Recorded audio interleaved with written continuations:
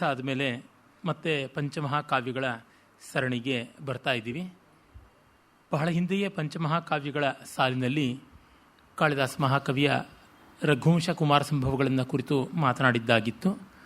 ಅದಾದ ಮೇಲೆ ಸುಮಾರು ವಿಸ್ತೃತವಾಗಿಯೇ ಭಾರವಿ ಮಹಾಕವಿಯ ಕಿರಾತಾರ್ಜುನೀಯವನ್ನು ಅವಲೋಕನ ಮಾಡಿದ್ದಾಯಿತು. ಈಗ ಮಹಾಕವಿ ಮಾಘನ ಶಿಶುಪಾಲ ವಧವನ್ನು ತೆಗೆದುಕೊಂಡಿದ್ದಾಗಿದೆ. ಎರಡನೇ ಸರ್ಗದ ಮಧ್ಯದಲ್ಲಿದ್ದೀವಿ. ಈ ಸರಣಿಯನ್ನು ಪ್ರಯೋಜನೆ ಮಾಡಿದವರು ಆತ್ಮೀಯ ಮಿತ್ರರಾದಂಥ ಶ್ರೀ ಬಸವಪಟ್ಟಣ ಪ್ರಸನ್ನ ಗಣಪತಿ ಮತ್ತು ಶ್ರೀಮತಿ ಆಶಾ ಗಣಪತಿಯವರು. ಅವರಿಗೆ ಅವರ ಕುಟುಂಬಕ್ಕೆ ನನ್ನ ಹಾರ್ದಿಕವಾದ ವಂದನೆಗಳು. ಅದೇ ರೀತಿ ಸಂಸ್ಥೆಯ ಪರವಾಗಿ ಕೂಡ ತಮ್ಮೆಲ್ಲರ ಪರವಾಗಿ ಅವರಿಗೆ ಕೃತಜ್ಞತೆ ಸಲ್ಲುತ್ತದೆ.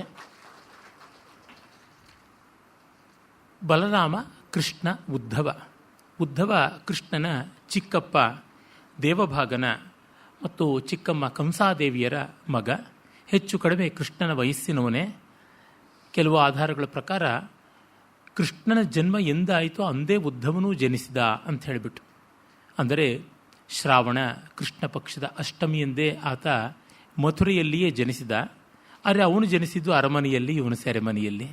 ಕೃಷ್ಣನ ನೆರಳಿನಂತೆ ಅನನ್ಯ ಪ್ರೀತಿ ಭಕ್ತಿಗಳಿಂದ ಬದುಕುದ ಅಂತ ಆ ಮೂವರು ಸಮಾಲೋಚನೆ ಮಾಡ್ತಾ ಇದ್ದಾರೆ. ಧರ್ಮರಾಜನ ಯಜ್ಞಕ್ಕೆ, ಅಂದರೆ ರಾಜಸೂಯಾಗಕ್ಕೆ ಆಹ್ವಾನ ಬಂದಿದೆ. ಆದರೆ ಶಿಶುಪಾಲ ದಂತವಕ್ರರ ಪೀಡೆ ಹೆಚ್ಚಾಗಿದೆ. ಅದನ್ನು ಏನು ಮಾಡೋದು ತಿಳಿತಿಲ್ಲ. ಮೊದಲು ಆ ದುಷ್ಟನ ನಿರ್ಮೂಲನ ಮಾಡಬೇಕು ಅಂತ ನಾರದನ ಮೂಲಕ ದೇವೇಂದ್ರ ಹೇಳಿ ಕಳಿಸಿದ್ದಾಗಿದೆ. ಬಲರಾಮ ಮೊತ್ತ ಮೊದಲು ಶಿಶುಪಾಲನ ಸಂಹಾರವಾಗಬೇಕು ಅಂತ. ಅದಕ್ಕೆ ಉದ್ಧವ, ಕೃಷ್ಣ ಅವರುಗಳ ಅಭಿಪ್ರಾಯ ಸ್ವಲ್ಪ ಬೇರೆ. ಉದ್ಧವನ ಅಭಿಪ್ರಾಯ, ಈಗ ಧರ್ಮರಾಜ ಯಜ್ಞಕ್ಕೆ ಕರೆದಿದ್ದಾನೆ, ಅಲ್ಲಿಗೆ ಹೋಗೋಣ, ಆಮೇಲೆ ಮುಂದಿನದೇನು ನೋಡೋಣ ಅಂತ. ಇದು ಸನ್ನಿವೇಶ. ಈ ಸನ್ನಿವೇಶದಲ್ಲಿ ಕವಿ ಬಹಳ ಪ್ರೌಢವಾಗಿ ಬೇರೆ ಬೇರೆ ಬೇರೆ ಬೇರೆ ಶಾಸ್ತ್ರಗಳನ್ನು ಮತ್ತು ಶಬ್ದಾರ್ಥ ಸೌಂದರ್ಯವನ್ನು ಇಟ್ಟುಕೊಂಡು ಬರೀತಾನೆ. ಅಲ್ಲಿ ಹೇಳ್ತಾನೆ, ಸಾಮವಾದ ಸಕೋಪಸ್ಯ ತಸ್ಯ ಪ್ರತ್ಯುತ ದೀಪಕಾಹ ಪ್ರತಪ್ತಸ್ಯೇವ ಸಹಸ ಸರ್ಪಿಷಸ್ತೋಯ ಬಿಂದವ. ಬಲರಾಮನ ಮಾತು ಒಳ್ಳೆ ಮಾತುಗಳನ್ನು ಆಡಿ ಪ್ರಯೋಜನವಾಗೋದಿಲ್ಲ. ಅದು ಕಾದೆಣ್ಣೆಗೆ ನೀರು ಹನಿ ಹಾಕಿದಂತೆ ದುಷ್ಟರಲ್ಲಿ ಸಾಮ ಎಂದಿಗೂ ಪ್ರಯೋಜನಕ್ಕೆ ಬರೋಲ್ಲ ಅಂತನ್ನುವುದು ಅವನ ಮೊದಲಿನಿಂದ ಆದಂತಹ ತೀರ್ಮಾನ. ಮತ್ತೆ ಹೇಳ್ತಾನೆ, ಗುಣಾನಾಂ ಆಯಥಾರ್ಥ್ಯಾತ್ ಅರ್ಥಂ ವಿಪ್ಲಾವಯಂತಿಯೇ ಅಮಾತ್ಯ ವ್ಯಂಜನಾರಾಜ್ಞಾಂ ದೂಷ್ಯಾಸ್ತೆ ಶತ್ರು ಸಂಹಿತಾ. ಯಾರು ಈ ರಾಜನೈತಿಕವಾದ ವಿದ್ಯೆಗಳನ್ನು ಸ್ಪಷ್ಟವಾಗಿ ಅರ್ಥ ಮಾಡಿಕೊಳ್ಳದೆ ಅಯಥಾರ್ಥತೆಯನ್ನು ಇದ್ದಂತೆ ಹೇಳದೆ ವಸ್ತುಸ್ಥಿತಿಯನ್ನು ತಿರುಚುತ್ತಾರೋ ಅವರು ನೀಚರು. ಅಂಥ ಅಮಾತ್ಯ ವ್ಯಂಜನಾ, ಮಂತ್ರಿಗಳ ವೇಷದಲ್ಲಿದ್ದಾರೆ. ವ್ಯಂಜನ ಅನ್ನೋದಕ್ಕೆ ಅಲ್ಲಿ ತಾಪಸ ವ್ಯಂಜನ ಅಂತ ಅರ್ಥಶಾಸ್ತ್ರದಲ್ಲಿ ಕೌಟಿಲ್ಯ ಹೇಳ್ತಾನೆ. ತಪಸ್ವಿಯ ವೇಷ ಹಾಕ್ಕೊಂಡವನು. ಹಾಗೆ ಅಮಾತ್ಯ ವ್ಯಂಜನ ಅಂದರೆ ಅಮಾತ್ಯನ ಮಂತ್ರಿಯ ವೇಷ ಹಾಕ್ಕೊಂಡಿದ್ದವನೇ ಹೊರತು ನಿಜವಾಗಿ ದೇಶಕ್ಕೆ ಹಿತವನ್ನು ಉಂಟು ಮಾಡುವ ಮಂತ್ರಿ ಅಲ್ಲ. ಅವನು ಎಲ್ಲವನ್ನೂ ವಿಪ್ಲಾವಯಂತಿ. ಆ ಮಂತ್ರಿಗಳು, ಆ ಬಗೆಯಾದವರು ಎಲ್ಲ ಗಂಗೆನಲ್ಲಿ ಉರುಳಿಸ್ಬಿಡ್ತಾರೆ, ನೀರು ಪಾಲು ಮಾಡಿಬಿಡ್ತಾರೆ. ಅದು ಸರಿಯಾದದ್ದಲ್ಲ. ಸ್ವಶಕ್ತ್ಯುಪಚಯೇ ಕೇಚಿತ್ ಪರಸ್ಯ ವ್ಯಸನೇ ಪರೇ ಯಾನ ಮಾಹು ತದಾಸೀನಂ ತ್ವಾಮುತ್ಥಾಪಯತಿ ದ್ವಯಂ. ಇನ್ನು ಅರ್ಥಶಾಸ್ತ್ರದ ಪ್ರಕಾರವಾಗಿ ಕೆಲವರು ಹೇಳ್ತಾರೆ ಏನಂದರೆ, ನಮ್ಮ ಬಲ ಹೆಚ್ಚಾದಾಗ ಶಕ್ತ್ಯುಪಚಯೇ, ಇನ್ನು ವೈರಿಗೆ ಶಕ್ತಿಯ ಅಪಚಯ ಅಂದರೆ ಪರಸ್ಯ ವ್ಯಸನೆ. ಶತ್ರು ಪರ ಅನ್ನೋದಕ್ಕೆ ಅನೇಕ ಅರ್ಥ ಇದೆ. ಅದರೊಳಗೆ ಒಂದು ಶತ್ರು ಅನ್ನುವ ಅರ್ಥ. ಇಲ್ಲಿ ಅದು ಸಂಗತವಾದದ್ದು. ನಮಗೆ ಅನುಕೂಲವಾದಾಗ, ಶತ್ರುವಿಗೆ ಪ್ರತಿಕೂಲವಾದಾಗ ಸೇನೆಯನ್ನು ತೆಗೆದುಕೊಂಡು ಹೋಗಬೇಕು. ಹಾಗೆ ಸೇನೆಯನ್ನು ತೆಗೆದುಕೊಂಡು ಹೋಗುವ ಪರಿಯನ್ನು ಅರ್ಥಶಾಸ್ತ್ರಕಾರರು ಯಾನ ಅಂತ ಹೇಳ್ತಾರೆ. ಮಂತ್ರ, ದೂತ, ಯಾನ, ಆಜಿ, ಅಭ್ಯುದಯ ಅಂತ ಈ 5 ಅಂಶಗಳನ್ನು ಹೇಳ್ತಾರೆ. ಭಾಮಹಾದಿ ಅಲಂಕಾರಿಕರು ಕಾವ್ಯದಲ್ಲಿ 18 ಬಗೆಯ ವರ್ಣನೆಗಳ ಜೊತೆಗೆ ಮಂತ್ರಾಲೋಚನೆ, ದೂತನ್ನು ಕಳಿಸೋದು, ಆಮೇಲೆ ಸೇನೆಯನ್ನು ತೆಗೆದುಕೊಂಡು ಹೋಗೋದು, ಯುದ್ಧ ಮಾಡೋದು, ಕೊನೆಗೆ ಜಯವನ್ನು ಪಡೆಯುವುದು ಅನ್ನೋ 5 ಅಂಶಗಳು ಕೂಡ ಸೇರಿಕೊಂಡಿರಬೇಕು ಅಂತೆಲ್ಲ ಹೇಳ್ತಾರೆ. ಮತ್ತು ಮುತ್ತಿಗೆಯನ್ನು ಹಾಕಬೇಕು, ಅಲ್ಲಿ ಇರಬೇಕು, ಹಾಗೆ ನಡೆದುಕೊಳ್ಳಬೇಕು ಅನ್ನುವ ಮಾತನ್ನು ಹೇಳ್ತಾರೆ. ಹೀಗೆ ನಿನಗೆ 2 ಅನುಕೂಲಕಾರಿಯಾಗಿದೆ. ನಮಗೆ ಅನುಕೂಲವೂ ಇದೆ, ಸಂಪತ್ತಿ ಇದೆ, ಸೇನೆ ಇದೆ, ಸಾಮಗ್ರಿ ಇದೆ, ಮತ್ತು ಸಹಯೋಗಿಗಳ ಬಲ ಉಂಟು. ಶಿಶುಪಾಲನಿಗೆ ಯಾವುದೇ ರೀತಿಯಾದ ಅನುಕೂಲತೆ ಈಗ ಇಲ್ಲ, ಈಗ ಯುದ್ಧ ಮಾಡಬೇಕು. ಲಿಲಂಘ ಇಶತಃ ಲೋಕಾನಲಂಘ ಅಲಂಘ್ಯಾನ್ ಅಲಘೀಯಸಃ ಯಾದವಾಂಭೋ ನಿಧೀನ್ ರುಂಧೆ ವೇಲೇವ ಭವತಕ್ಷಮ. ನಿನ್ನ ತಾಳ್ಮೆ ಏನಿದೆ ಯಾದವರನ್ನು ಒಂದು ಅಣೆಕಟ್ಟಿನಂತೆ ತಡೀತಾ ಇದೆ. ಯಾದವಾಂಭೋ ನಿಧಿನ್, ಯಾದವಾಂಭೋ ನಿಧಯ ಅಂದರೆ ಯಾದವರೆಂಬ ಸಮುದ್ರಗಳನ್ನು ನಿನ್ನ ಸಹನೆ ಅನ್ನುವ ಅಣೆಕಟ್ಟು ತಡೆದಿಟ್ಟಿದೆ ಅಂತ. 100 ತಪ್ಪುಗಳಾಗೋವರೆಗೂ ತಾನು ಏನೂ ಮಾಡಲಾರೆ ಅಂತ ಮಾತು ಕೊಟ್ಟಿದ್ನಲ್ಲ ಅವನ ತಾಯಿಗೆ, ಶಿಶುಪಾಲನ ತಾಯಿ ಶ್ರುತಶ್ರವೆಗೆ, ಅದನ್ನು ಹೇಳ್ತಾ ಇದ್ದಾನೆ. ಸಾತ್ವತಿ ಶ್ರುತಶ್ರವೆ ಅಂತ ಇಬ್ಬರು ಸೋದರತ್ತೆಯರು, ಅವರಲ್ಲಿ ಒಬ್ಬಳ ಸಂತಾನ ಇವನು ಶಿಶುಪಾಲ. ಆ ಕಾರಣದಿಂದ ಅವರಿಗೆ ಲಿಲಂಘ ಇಶತಃ ನೆಗೆದು ನಿನ್ನನ್ನು ಮೀರಬೇಕು ಅನ್ನೋದು ಕಷ್ಟ ಆಗಿದೆ. ಅದನ್ನು ಗಮನಿಸಿಕೊಳ್ಬೇಕು. ನೀನು ಲಿಲಂಘ ಇಶತಃ ಲೋಕಾನ್ ಅಲಂಘ್ಯಾನ್ ಅಲಘೀಯಸಃ, ಯಾರನ್ನು ಬೇಕಾದರೂ ಗೆಲ್ಲುವ, ಯಾರನ್ನು ಬೇಕಾದರೂ ಮೀರುವ, ಯಾರನ್ನು ಬೇಕಾದರೂ ಗೆದ್ದುಕೊಂಡು ಬರುವ ಸಾಮರ್ಥ್ಯ ನಮ್ಮ ಜನಕ್ಕೆ ತುಂಬ ಉಂಟು. ಹಾಗಿದ್ದಾಗ ನೀನು ಇದನ್ನು ಸುಮ್ಮನೆ ಹಿಂಜರಿದು ತಾಳ್ಮೆ, ಸಹನೆ, ಪ್ರೀತಿ, ವಿಶ್ವಾಸ ಅಂತ ಇಟ್ಟುಕೊಳ್ಳಬಾರದು ಅಂತ ಹೇಳ್ತಾ ಇದ್ದಾನೆ. ಆಮೇಲೆ ಮತ್ತು ಹೇಳ್ತಾನೆ, ವಿಜಯಸ್ತ್ವಯಿ ಸೇನಾಯಾ ಸಾಕ್ಷಿ ಮಾತ್ರೇ ಪದಿಶ್ಯತಾಂ ಫಲಭಾಜಿ ಸಮೀಕ್ಷೋಕ್ತೆ ಬುದ್ಧೇರ್ಭೋಗೈವಾತ್ಮನಿ. ಇಲ್ಲಿ ಸಾಂಖ್ಯ ದರ್ಶನದ ಒಂದು ಸ್ವಾರಸ್ಯವನ್ನು ಕವಿ ತರ್ತಾ ಇದ್ದಾನೆ. ಆ ಯಾದವ ಸೇನೆ ಯಾವುದಿದೆ ನಮ್ಮದು, ಅದರ ವಿಜಯದಲ್ಲಿ ನೀನು ಸುಮ್ಮನೆ ಸಾಕ್ಷಿಯಾಗಿದ್ದು ಆದರೂ ಪರವಾಗಿಲ್ಲ ಅಂತ. ಅಂದರೆ ನೀನು ಯುದ್ಧದಲ್ಲಿ ಪಾಲ್ಗೊಳ್ಳಬೇಕಿಲ್ಲ, ನಮ್ಮ ಸೇನೆಗೆ ಯುದ್ಧ ಮಾಡು ಅಂತ ಹೇಳಿಬಿಡು ಸಾಕು. ವಿಜಯ ತ್ವಯಿ ಸೇನಾಯಾ ಸಾಕ್ಷಿ ಮಾತ್ರೇ ಅಪದಿಶ್ಯತಾಂ. ಅಪದೇಶ ಅಂದರೆ ಅನುಜ್ಞೆ ಕೊಡೋಣವಾಗಲಿ. ಫಲಭಾಜಿ ಸಮೀಕ್ಷೋಕ್ತೆ ಬುದ್ಧೇರ್ಭೋಗ ಇವಾತ್ಮನಿ ಅಂದರೆ ಸಾಂಖ್ಯ ದರ್ಶನದಲ್ಲಿ ಒಂದು ಉಂಟು. ಆತ್ಮನಿ ಬುದ್ಧೇರ್ ಮಹತ್ತತ್ವಸ್ಯ ಮೂಲ ಪ್ರಕೃತೇ ಪ್ರಥಮ ವಿಕಾರಸ್ಯ ಕರ್ತೃ ಭೋಗ ಸುಖ ದುಃಖಾನುಭವ ಇವ ಅಪದಿಶ್ಯತಾಂ ಅಂತ. ಅಂದರೆ ಸಾಂಖ್ಯ ದರ್ಶನದಲ್ಲಿ ಪುರುಷ ಸಾಕ್ಷಿಭೂತನಾಗಿರಬೇಕು ಪ್ರಕೃತಿಯ ವ್ಯಾಪಾರಗಳಿಗೆ, ಆಗಲೇ ಅವನಿಗೆ ನೆಮ್ಮದಿ ಉಂಟು. ಮತ್ತು ಇನ್ನು ಎಲ್ಲಿಯೂ ನೆಮ್ಮದಿ ಎನ್ನುವಂಥದ್ದಿಲ್ಲ. ಅವನು ಪ್ರಕೃತಿಯ ವ್ಯಾಪಾರಗಳಲ್ಲಿ ಸಿಲುಕಿಕೊಂಡ್ರೆ ಕಷ್ಟ, ಸಿಲುಕದೆ ತಟಸ್ಥನಾಗಿ ನಿಂತರೆ ಅದು ಕ್ಷೇಮ, ಅದು ಮೋಕ್ಷ ಅಂತಂತಾರೆ. ಹಾಗೆ ನೀನು ಸಾಂಖ್ಯ ಪುರುಷನಂತೆ ಇದ್ದು ಬಿಟ್ಟರೆ ಸಾಕಾಗುತ್ತದೆ ಅನ್ನುವ ಮಾತು ಹೇಳ್ತಾನೆ. ಇದೆಲ್ಲ ಕವಿಯ ಆಯಾ ಶಾಸ್ತ್ರಗಳ ಕೌಶಲವನ್ನು ತೋರಿಸುತ್ತದೆ. ಅಂದರೆ ಎಷ್ಟೋ ವಿಷಯಗಳನ್ನು, ಎಷ್ಟೋ ವಿದ್ಯೆಗಳನ್ನು ತಿಳ್ಕೊಂಡಂತಹ ವಿದ್ವತ್ ಕವಿಗಳು ಸಂದರ್ಭೋಚಿತವಾಗಿ ಅವರನ್ನು ಬಳಸ್ತಾ ಇರ್ತಾರೆ. ಹಾಗಲ್ಲದೆ ಸುಮ್ಮನೆ ಉದ್ದಕ್ಕೆ ಕಥೆ ಹೇಳಿದ್ರೆ ನಡೆದೀತು, ಆದರೆ ಕೇಳುಗರಿಗೆ, ಓದುಗರಿಗೆ ಬೇರೆ ಬೇರೆ ಶಾಸ್ತ್ರಗಳ ವಿದ್ಯೆಗಳ ಪರಿಚಯ ಆಗೋಲ್ಲ. ನಮ್ಮ ಪೂರ್ವದ ಕವಿಗಳು ಎಷ್ಟು ದೂರದೃಷ್ಟಿಯನ್ನು ಇಟ್ಟುಕೊಂಡಿದ್ದರು ಅಂತಂದರೆ, ಯಾವುದೇ ಕಾವ್ಯವನ್ನು ಓದಿದರೂ ಓದುಗನಿಗೆ ಅನೇಕ ವಿದ್ಯೆಗಳ ಪರಿಚಯವಾಗಬೇಕು ಆನುಷಂಗಿಕವಾಗಿ.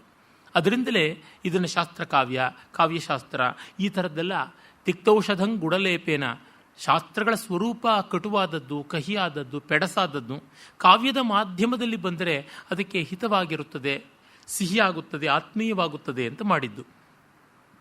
ಈಗಲೂ ಇಂಗ್ಲೀಷ್ ಭಾಷೆಯಲ್ಲಿ ಬೇಕಾದಷ್ಟು ಕಥೆ ಕಾದಂಬರಿಗಳು ಟನ್ನುಗಟ್ಟಲೆ ಬಂದಿವೆ. ಅವುಗಳು ಅನೇಕ ವಿಷಯಗಳನ್ನು ಒಳಗೊಂಡದ್ದವಾಗಿರುತ್ತವೆ. ಬಹಳ ಹಿಂದೆ ಸುಮಾರು 50 ವರ್ಷದ ಕೆಳಗೆ ಕೋಮಾ ಅಂತ ಒಂದು ಕಾದಂಬರಿ ಬಂದಿತ್ತು. ಅದು ಚಲನಚಿತ್ರವೂ ಆಯಿತು.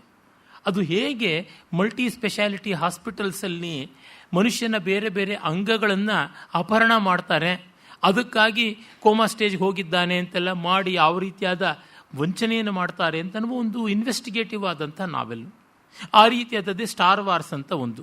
ಸ್ಟಾರ್ ಹೋಟೆಲ್ಸ್ ನಡೆಸೋದು ಹೇಗೆ, ಅವುಗಳ ಮಧ್ಯದಲ್ಲಿ ತಗಾದೆ ಹೇಗೆ ಅಂತ. ಹಾಗೆ ಏರ್ಪೋರ್ಟ್ ಅಂತ ಒಂದು. ಈ ರೀತಿಯಾಗಿ ಬೇಕಾದಷ್ಟು ಕಾದಂಬರಿಗಳು ಉಂಟು. ಕ್ಯಾನ್ಸರ್ ಮೊದಲಾದಂಥ ರೋಗಗಳ ಬಗ್ಗೆ ಇರ್ಬೋದು, ಈ ಥರ ಬೇಕಾದಂತೆ. ಈಚೆಗೆ ತುಂಬ ಪ್ರಸಿದ್ಧನಾಗಿರ್ತಕ್ಕಂಥ ಡಾನ್ ಬ್ರೌನ್ ಬೇಕಾದಷ್ಟು ಕಾದಂಬರಿಗಳು ಬರೆದಿದ್ದಾನೆ. ಅದು ಏಂಜಲ್ಸ್ ಆ್ಯಂಡ್ ಡೆವಿಲ್ಸ್ ಇರ್ಬೋದು, ಇನ್ಫೆರ್ನೋ ಇರ್ಬೋದು, ಅಥವಾ ಅವನು ಬಹಳ ಪ್ರಸಿದ್ಧಿಯನ್ನು ಪಡೆದಂತಹ ಡವಿಂಚಿ ಕೋಡ್ ಇರ್ಬೋದು. ಇಲ್ಲೆಲ್ಲ ನೋಡಿದ್ರೆ ಕ್ರೈಸ್ತ ಮತದ, ಕ್ರೈಸ್ತ ಥಿಯಾಲಜಿ ಅಂತ ಏನು ಉಂಟು, ದೈವತಶಾಸ್ತ್ರ, ಅದಕ್ಕೆ ಸಂಬಂಧಪಟ್ಟ ಸಂಕೇತ ಇತ್ಯಾದಿಗಳನ್ನೇ ಇಟ್ಕೊಂಡು ಬರೆದಿದ್ದಾನೆ. ಆಯಾ ಕೃತಿಗಳನ್ನು ಓದಿದರೆ ಸಾಮಾನ್ಯರಿಗೂ ಆ ವಿಷಯಗಳ ಎಷ್ಟೋ ಪರಿಚಯ ಆಗುತ್ತದೆ. ಅವುಗಳ ಪ್ರಮಾಣವತ್ತತೆ ಎಂಥದ್ದು ಅನ್ನೋದು ಒಂದು ಪ್ರಶ್ನಾರ್ಹ. How far they are reliable ಅನ್ನೋದು ಬೇರೆ. ಅಲ್ಲಿ ವಿದ್ವಾಂಸರು ತಗಾದೆ ಮಾಡಬಹುದು. ಆದರೆ ಸಾಮಾನ್ಯರಿಗೆ ತಿಳಿಯುವಷ್ಟು ಸಾಕಷ್ಟು ಅಂಶಗಳು ಬರುತ್ತವೆ. ಕನ್ನಡದಲ್ಲೇ ಹಾಗೆ ನೋಡಿದ್ರೆ ಒಂದು ಮಟ್ಟಿಗೆ ಕೊರತೆ ಆ ಥರದ್ದು ಅಂತ ಅನ್ನಬೇಕು. ತೆಲುಗಿನಲ್ಲಿ ಎಂಡಮೂರಿ ವೀರೇಂದ್ರನಾಥ್ ಅಂಥವರು, ಎರಮಶೆಟ್ಟಿ ಶಾಯಿ ಅಂಥವರು, ಅಥವಾ ಬಂದುಬಿಟ್ಟಿದ್ದು ಮಲ್ಲಾದಿ ವೆಂಕಟಕೃಷ್ಣಮೂರ್ತಿ, ಈ ರೀತಿಯಾದ ಕಾದಂಬರಿಕಾರರು ನೂರಾರು ಕಾದಂಬರಿಗಳನ್ನು ಈ ಬಗೆಯಲ್ಲಿ ಇನ್ವೆಸ್ಟಿಗೇಟಿವ್ ಆಗಿ ಇಂಗ್ಲೀಷ್ನ ಸ್ಫೂರ್ತಿಯಿಂದ ಅನಾಮತ್ತ ಕೆಲವೊಮ್ಮೆ ಅದನ್ನೇ ಎತ್ತಿಟ್ಕೊಂಡು ಹೀಗೆಲ್ಲ ಮಾಡಿದ್ರು. ಕನ್ನಡದಲ್ಲಿ ಆ ಮಾತದ್ದು ಮಾಡಲಿಲ್ಲ, ಅದನ್ನು ಅನುವಾದ ಮಾಡಿಕೊಂಡ್ರು ಅಷ್ಟೇ ಎಂಡಮೂರಿ ವೀರೇಂದ್ರನಾಥ್ ಇಂಥವರ ಕಾದಂಬರಿಗಳನ್ನು. ಈಚೆಗೆ ಅವರು ಗಣೇಶಯ್ಯನವರು ಈ ಬಗ್ಗೆ ಕೆಲವು ಕಾದಂಬರಿಗಳನ್ನು ಬರೆದಿದ್ದಾರೆ. ಕರಿಸೆರಿಯಾನ, ಕಪಿಲಿಪಿಸಾರ, ಸಾಲಭಂಜಿಕೆ, ಈ ರೀತಿಯಾದ ಕೃತಿಗಳಲ್ಲಿ ನಾವು ಇಂಥ ಪ್ರಯತ್ನ ಮಾಡಿರುವುದನ್ನು ನೋಡ್ತೀವಿ. ಅಂದರೆ ಜನಗಳಿಗೆ ಬೇರೆ ಬೇರೆ ವಿಷಯ ಗೊತ್ತಾಗಬೇಕು. ದೊಡ್ಡ ಭೌತಶಾಸ್ತ್ರ ವಿದ್ವಾಂಸರು, ಖಭೌತಶಾಸ್ತ್ರ, ಅಸ್ಟ್ರೋಫಿಸಿಕ್ಸ್ನ ಬಲ್ಲಂಥವರು, ಲೋಕಪ್ರಸಿದ್ಧರಾದ ಜಯಂತ್ ನಾರಳೀಕರ್ ಅವರು ಸ್ವಯಂ ಒಳ್ಳೆಯ ಕಥೆಗಾರರು. ಬೇಕಾದಷ್ಟು ಕಥೆ ಕಾದಂಬರಿ ಎಲ್ಲ ಸೈನ್ಸ್ ಫಿಕ್ಷನ್ ರೂಪದಲ್ಲಿ ಬರೆದಿದ್ದಾರೆ. ಅಲ್ಲೂ ಇಂಥ ವಿಷಯಗಳನ್ನು ಎಷ್ಟೋ ಕಾಣ್ತೀವಿ. ಇದು ಆಧುನಿಕ ಕಾಲದ್ದಾಯಿತು. ಪ್ರಾಚೀನ ಕಾಲದಲ್ಲಿ ಆಗ ಇದ್ದದ್ದು ಸಾಂಖ್ಯ, ಮೀಮಾಂಸಾ, ತರ್ಕ, ವೇದಾಂತ, ಈ ಬಗೆಯ ಶಾಸ್ತ್ರಗಳಲ್ವ. ಆ ಶಾಸ್ತ್ರಗಳ ವಿವರಗಳನ್ನು, ಸೂಕ್ಷ್ಮತೆಗಳನ್ನು ಕವಿಗಳು ಸಂದರ್ಭದಲ್ಲಿ ತರ್ತಾ ಇದ್ರು. ಅರ್ಥಶಾಸ್ತ್ರ, ಸಂಗೀತಶಾಸ್ತ್ರ, ಗಜಶಾಸ್ತ್ರ, ಅಶ್ವಶಾಸ್ತ್ರ, ಹೀಗೆ ಮಾಘ ಮುಖ್ಯವಾಗಿ ಅದನ್ನು ಮೊದಲು ಮುಂಚೂಣಿಗೆ ತಂದಂಥವನು ಅಂತ ಗೊತ್ತಾಗುತ್ತದೆ. ಆಮೇಲೆ ಹೇಳ್ತಾನೆ ಬಲರಾಮ, ಹತೆ ಹಿಡಂಬರಿ ಪುಣ ರಾಜ್ಞಿ ದ್ವೈಮಾತುರೇ ಯುಧಿ ಚಿರಸ್ಯ ಮಿತ್ರ ವ್ಯಸನಿ ಸುಧಮೋ ದಮಘೋಷಜ. ದಮಘೋಷ ಮತ್ತು ಸಾತ್ವತಿಯರ ಮಗ ಅವನು ಶಿಶುಪಾಲ. ಅವನಿಗೀಗ ತೊಂದರೆ ಬಂದಿದೆ. ದ್ವೈಮಾತುರ ಅಂದರೆ ಇಬ್ಬರು ತಾಯಿಯನ್ನು ಹೊಂದಿದಂಥವನು ಅಂತ ಜರಾಸಂಧ. ಅವನು ಜರಾಸಂಧನು ಬೃಹದಶ್ವ ಅಂತಕ್ಕಂಥ ಮಹಾರಾಜನ ಮಗ. ಅವನು ಇಬ್ಬರು ಪತ್ನಿಯರನ್ನು ಹೊಂದಿದ್ದ. ಆ ಇಬ್ಬರು ಪತ್ನಿಯರು ಅರ್ಧರ್ಧ ಮಕ್ಕಳನ್ನು ಹೆತ್ತು ಆ ಮಕ್ಕಳನ್ನು ಜರ ಅನ್ನುವ ರಾಕ್ಷಸಿ ಸೇರಿಸಿ ಜರಾಸಂಧ ಅಂತ ಆಗಿದ್ದು ಅಂತ ಮಹಾಭಾರತದಲ್ಲಿ ಕಥೆ ಬರುತ್ತದೆ. ಹಾಗೆ ಅವನು ದ್ವೈಮಾತುರ. ಸ್ಕಂದನಿಗೆ ದ್ವೈಮಾತುರ ಅಂತ ಹೇಳ್ತಾರೆ. ಕಾರ್ತಿಕೇಯೋ ಮಹಾಸೇನ ಶರಜನ್ಮಾಷಡಾನನ ಪಾರ್ವತೀ ನಂದನ ಸ್ಕಂದ ಸೇನಾನಿರಗ್ನಿಭೂರ್ಗುಹ ಬಾಹುಲೇಯಸ್ತಾರಕಜಿತ್ ವಿಶಾಖ ಶಿಖಿವಾಹನ ಷಾಣ್ಮಾತುರ ಶಕ್ತಿಧರ ಕುಮಾರ ಕ್ರಂಚದಾರಹಣ ಅಂತ ಅವನನ್ನು ಹೇಳುವಾಗ ಗಂಗೆ ಮತ್ತು ಪಾರ್ವತಿ ಇಬ್ಬರಿಗೂ ಹುಟ್ಟಿದವನು ದ್ವೈಮಾತುರ ಅಂತ. ಗಣಪತಿಗೂ ದ್ವೈಮಾತುರೋ ಗಣಾಧ್ಯಕ್ಷ ಅಂತ ಹೇಳೋದುಂಟು. ಹೀಗೆ ಕೆಲವು ದೇವತೆಗಳಿಗೆ ದ್ವೈಮಾತುರ ಅಂತ.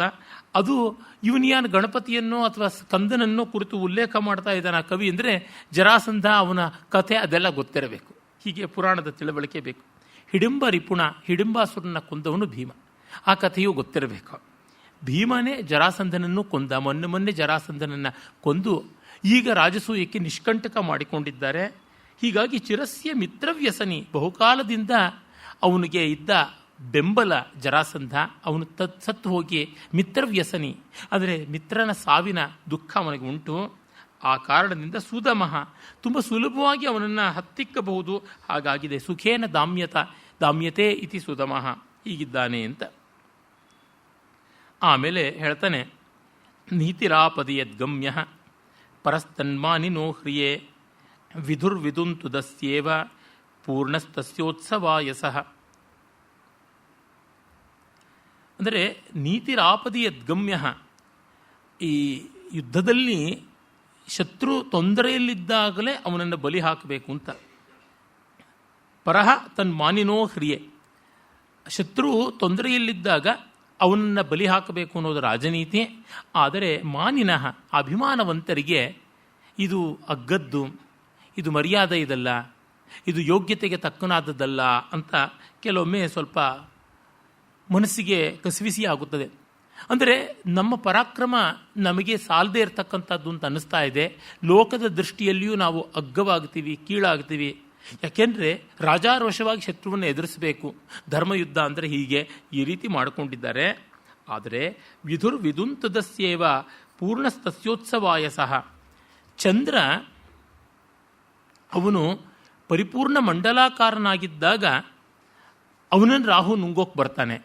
ಅಂದರೆ ಚಂದ್ರ ತುಂಬಿಕೊಂಡಿದ್ದಾಗ ರಾಹು ನುಂಗೋದಿಕ್ಕೆ ಬರ್ತಾನೆ. ಅಷ್ಟೇ ಹೊರತು ಅವನು ಸೊರಗಿದ್ದಾಗ ಬರೋಲ್ಲ ಅಂತ ಕೆಲವರು ಭಾವಿಸ್ತಾರೆ. ಹಾಗಾಗಿ ಶತ್ರು ಚೆನ್ನಾಗಿದ್ದಾಗ ನಾವು ಹೋಗಿ ಯುದ್ಧ ಮಾಡಿ ಗೆಲ್ಲಬೇಕು, ಅದು ಅತಿಶಯ ಅಂತ. ಇದು ಶಿವೆಲ್ರಿ, ಇದನ್ನೆಲ್ಲ ನಡೆಸುವಂಥದ್ದಲ್ಲ ರಾಜಕಾರಣ. ಅದರೊಳಗೂ ಧರ್ಮಸ್ಥಾಪನೆಗಾಗಿ ಮಾಡುವ ರಾಜಕಾರಣ, ಅದಕ್ಕಾಗಿ ಮಾಡುವ ಯುದ್ಧದಲ್ಲಿ ಇಷ್ಟೆಲ್ಲ ನೋಡೋದಕ್ಕಾಗೋದಿಲ್ಲ. ಲೋಕಕ್ಕೆ ಎಲ್ಲಕ್ಕೂ ಒಳಿತಾಗುತ್ತದೆ ಅಂದರೆ ಮಾಡಬೇಕು. ಆಗ ಒಂದು ಪ್ರಶ್ನೆ ಬರುತ್ತದೆ, ನಿಮ್ಮ ಮೂಗಿನ ನೇರಕ್ಕೆ ನೀವು ಒಳಿತು ಅಂತ ಹೇಳ್ತೀರಾ, ಬೇರೆಯವ್ರಿಗೆ ಅದು ಅನ್ಯಾಯ ಆಗಿರಬಹುದಲ್ಲ ಅಂತ. ಅದಕ್ಕಾಗಿಯೇ ಸಾಮಾನ್ಯ ಧರ್ಮ ಅಂತ ಇಟ್ಟಿರೋದು, ಯೂನಿವರ್ಸಲ್ ವ್ಯಾಲ್ಯೂಸ್ ಅಂತ ಏನಿವೆ ಅವನ್ನು ಗಮನಿಸಿಕೊಂಡಿರೋದು. ಆ ಅಳತೆಗೋಲಿನಲ್ಲಿ ನೋಡಬೇಕು. ಈಗ ಇಸ್ಲಾಂ ಕೂಡ ಲೋಕಹಿತಕ್ಕಾಗಿ ನಾವು ಧರ್ಮಸ್ಥಾಪನೆಗಾಗಿಯೇ ಇಸ್ಲಾಮೇತರನ್ನೆಲ್ಲರನ್ನೂ ನಾಶ ಮಾಡ್ತೀವಿ ಅಂತ. ಹಾಗೆ ಮಾಡುವಲ್ಲಿ ಪ್ರಾಮಾಣಿಕತೆ ಉಂಟಾ? ಹಾಗೆ ಮಾಡುವಲ್ಲಿ ನಿಜವಾಗಿ ಲೋಕಹಿತ ಉಂಟಾ? ಜಗತ್ತೆಲ್ಲ ಮುಸ್ಲಿಂ ಆಗಿಬಿಟ್ರೆ ಏನು ನೆಮ್ಮದಿ ಬರುತ್ತೀಯಾ? ಜಗತ್ತೆಲ್ಲ ಕ್ರಿಶ್ಚಿಯನ್ಸ್ ಆಗಿಬಿಟ್ರೆ ನೆಮ್ಮದಿ ಬರುತ್ತಾ? ಜಗತ್ತೆಲ್ಲ ಶೈವರಾದರೆ, ವೈಷ್ಣವರಾದರೆ, ಹಿಂದೂಗಳಾದರೆ, ಬ್ರಾಹ್ಮಣರಾದರೆ ಹೀಗೆಲ್ಲ ಆದರೆ ಒಳ್ಳೆತಾ? ಅಲ್ಲ. ಮನುಷ್ಯ ಒಳ್ಳೆಯವನಾಗಬೇಕು. ಅವನ ಮತದ ವಿಷಯ ಬೇರೆ ಯಾವುದೇ ಇರಲಿ, ರಾಗದ್ವೇಷಗಳನ್ನು ಕಳ್ಕೊಳ್ಬೇಕು. ದುರ್ಜನ ಸಜ್ಜನೋ ಭೂಯಾತ್, ಈ ದೃಷ್ಟಿ ಇಟ್ಟುಕೊಂಡಾಗ ಸರಿ. ಅದು ಇಟ್ಕೊಳ್ಳೋದು ಅಂತಂದರೆ ತುಂಬ ದೂರದ್ದಾಯಿತು. ನಮ್ಮ ಇವತ್ತಿನ ವ್ಯವಸ್ಥೆಯಲ್ಲಿ ಹೇಗೆ ಸಾಧ್ಯವಾ ಅಂತಂದರೆ, ಇರುವ ಮತಗಳ ಪೈಕಿ ನೋಡಿದ್ರೆ ಸನಾತನ ಧರ್ಮಕ್ಕಿರುವ ಔದಾರ್ಯ, ವೈಶಾಲ್ಯ ಮತ್ತು ಯಾವುದಕ್ಕೂ ಇಲ್ಲ. ಸನಾತನ ಧರ್ಮ ಎಂದೂ ಮತಾಂತರವನ್ನು ಪ್ರೇರಿಸಿಲ್ಲ, ಅನ್ಯಮತೀಯರ ಸಂಹಾರಕ್ಕಾಗಿ ಪ್ರಯತ್ನ ಪಟ್ಟಿಲ್ಲ. ಅದೇನಾದರೂ ಡಿಫೆನ್ಸ್ ಮಾಡಿಕೊಂಡಿದೆಯೇ ಹೊರತು ಅಫೆನ್ಸಿಗೆ ಹೋಗಿಲ್ಲ.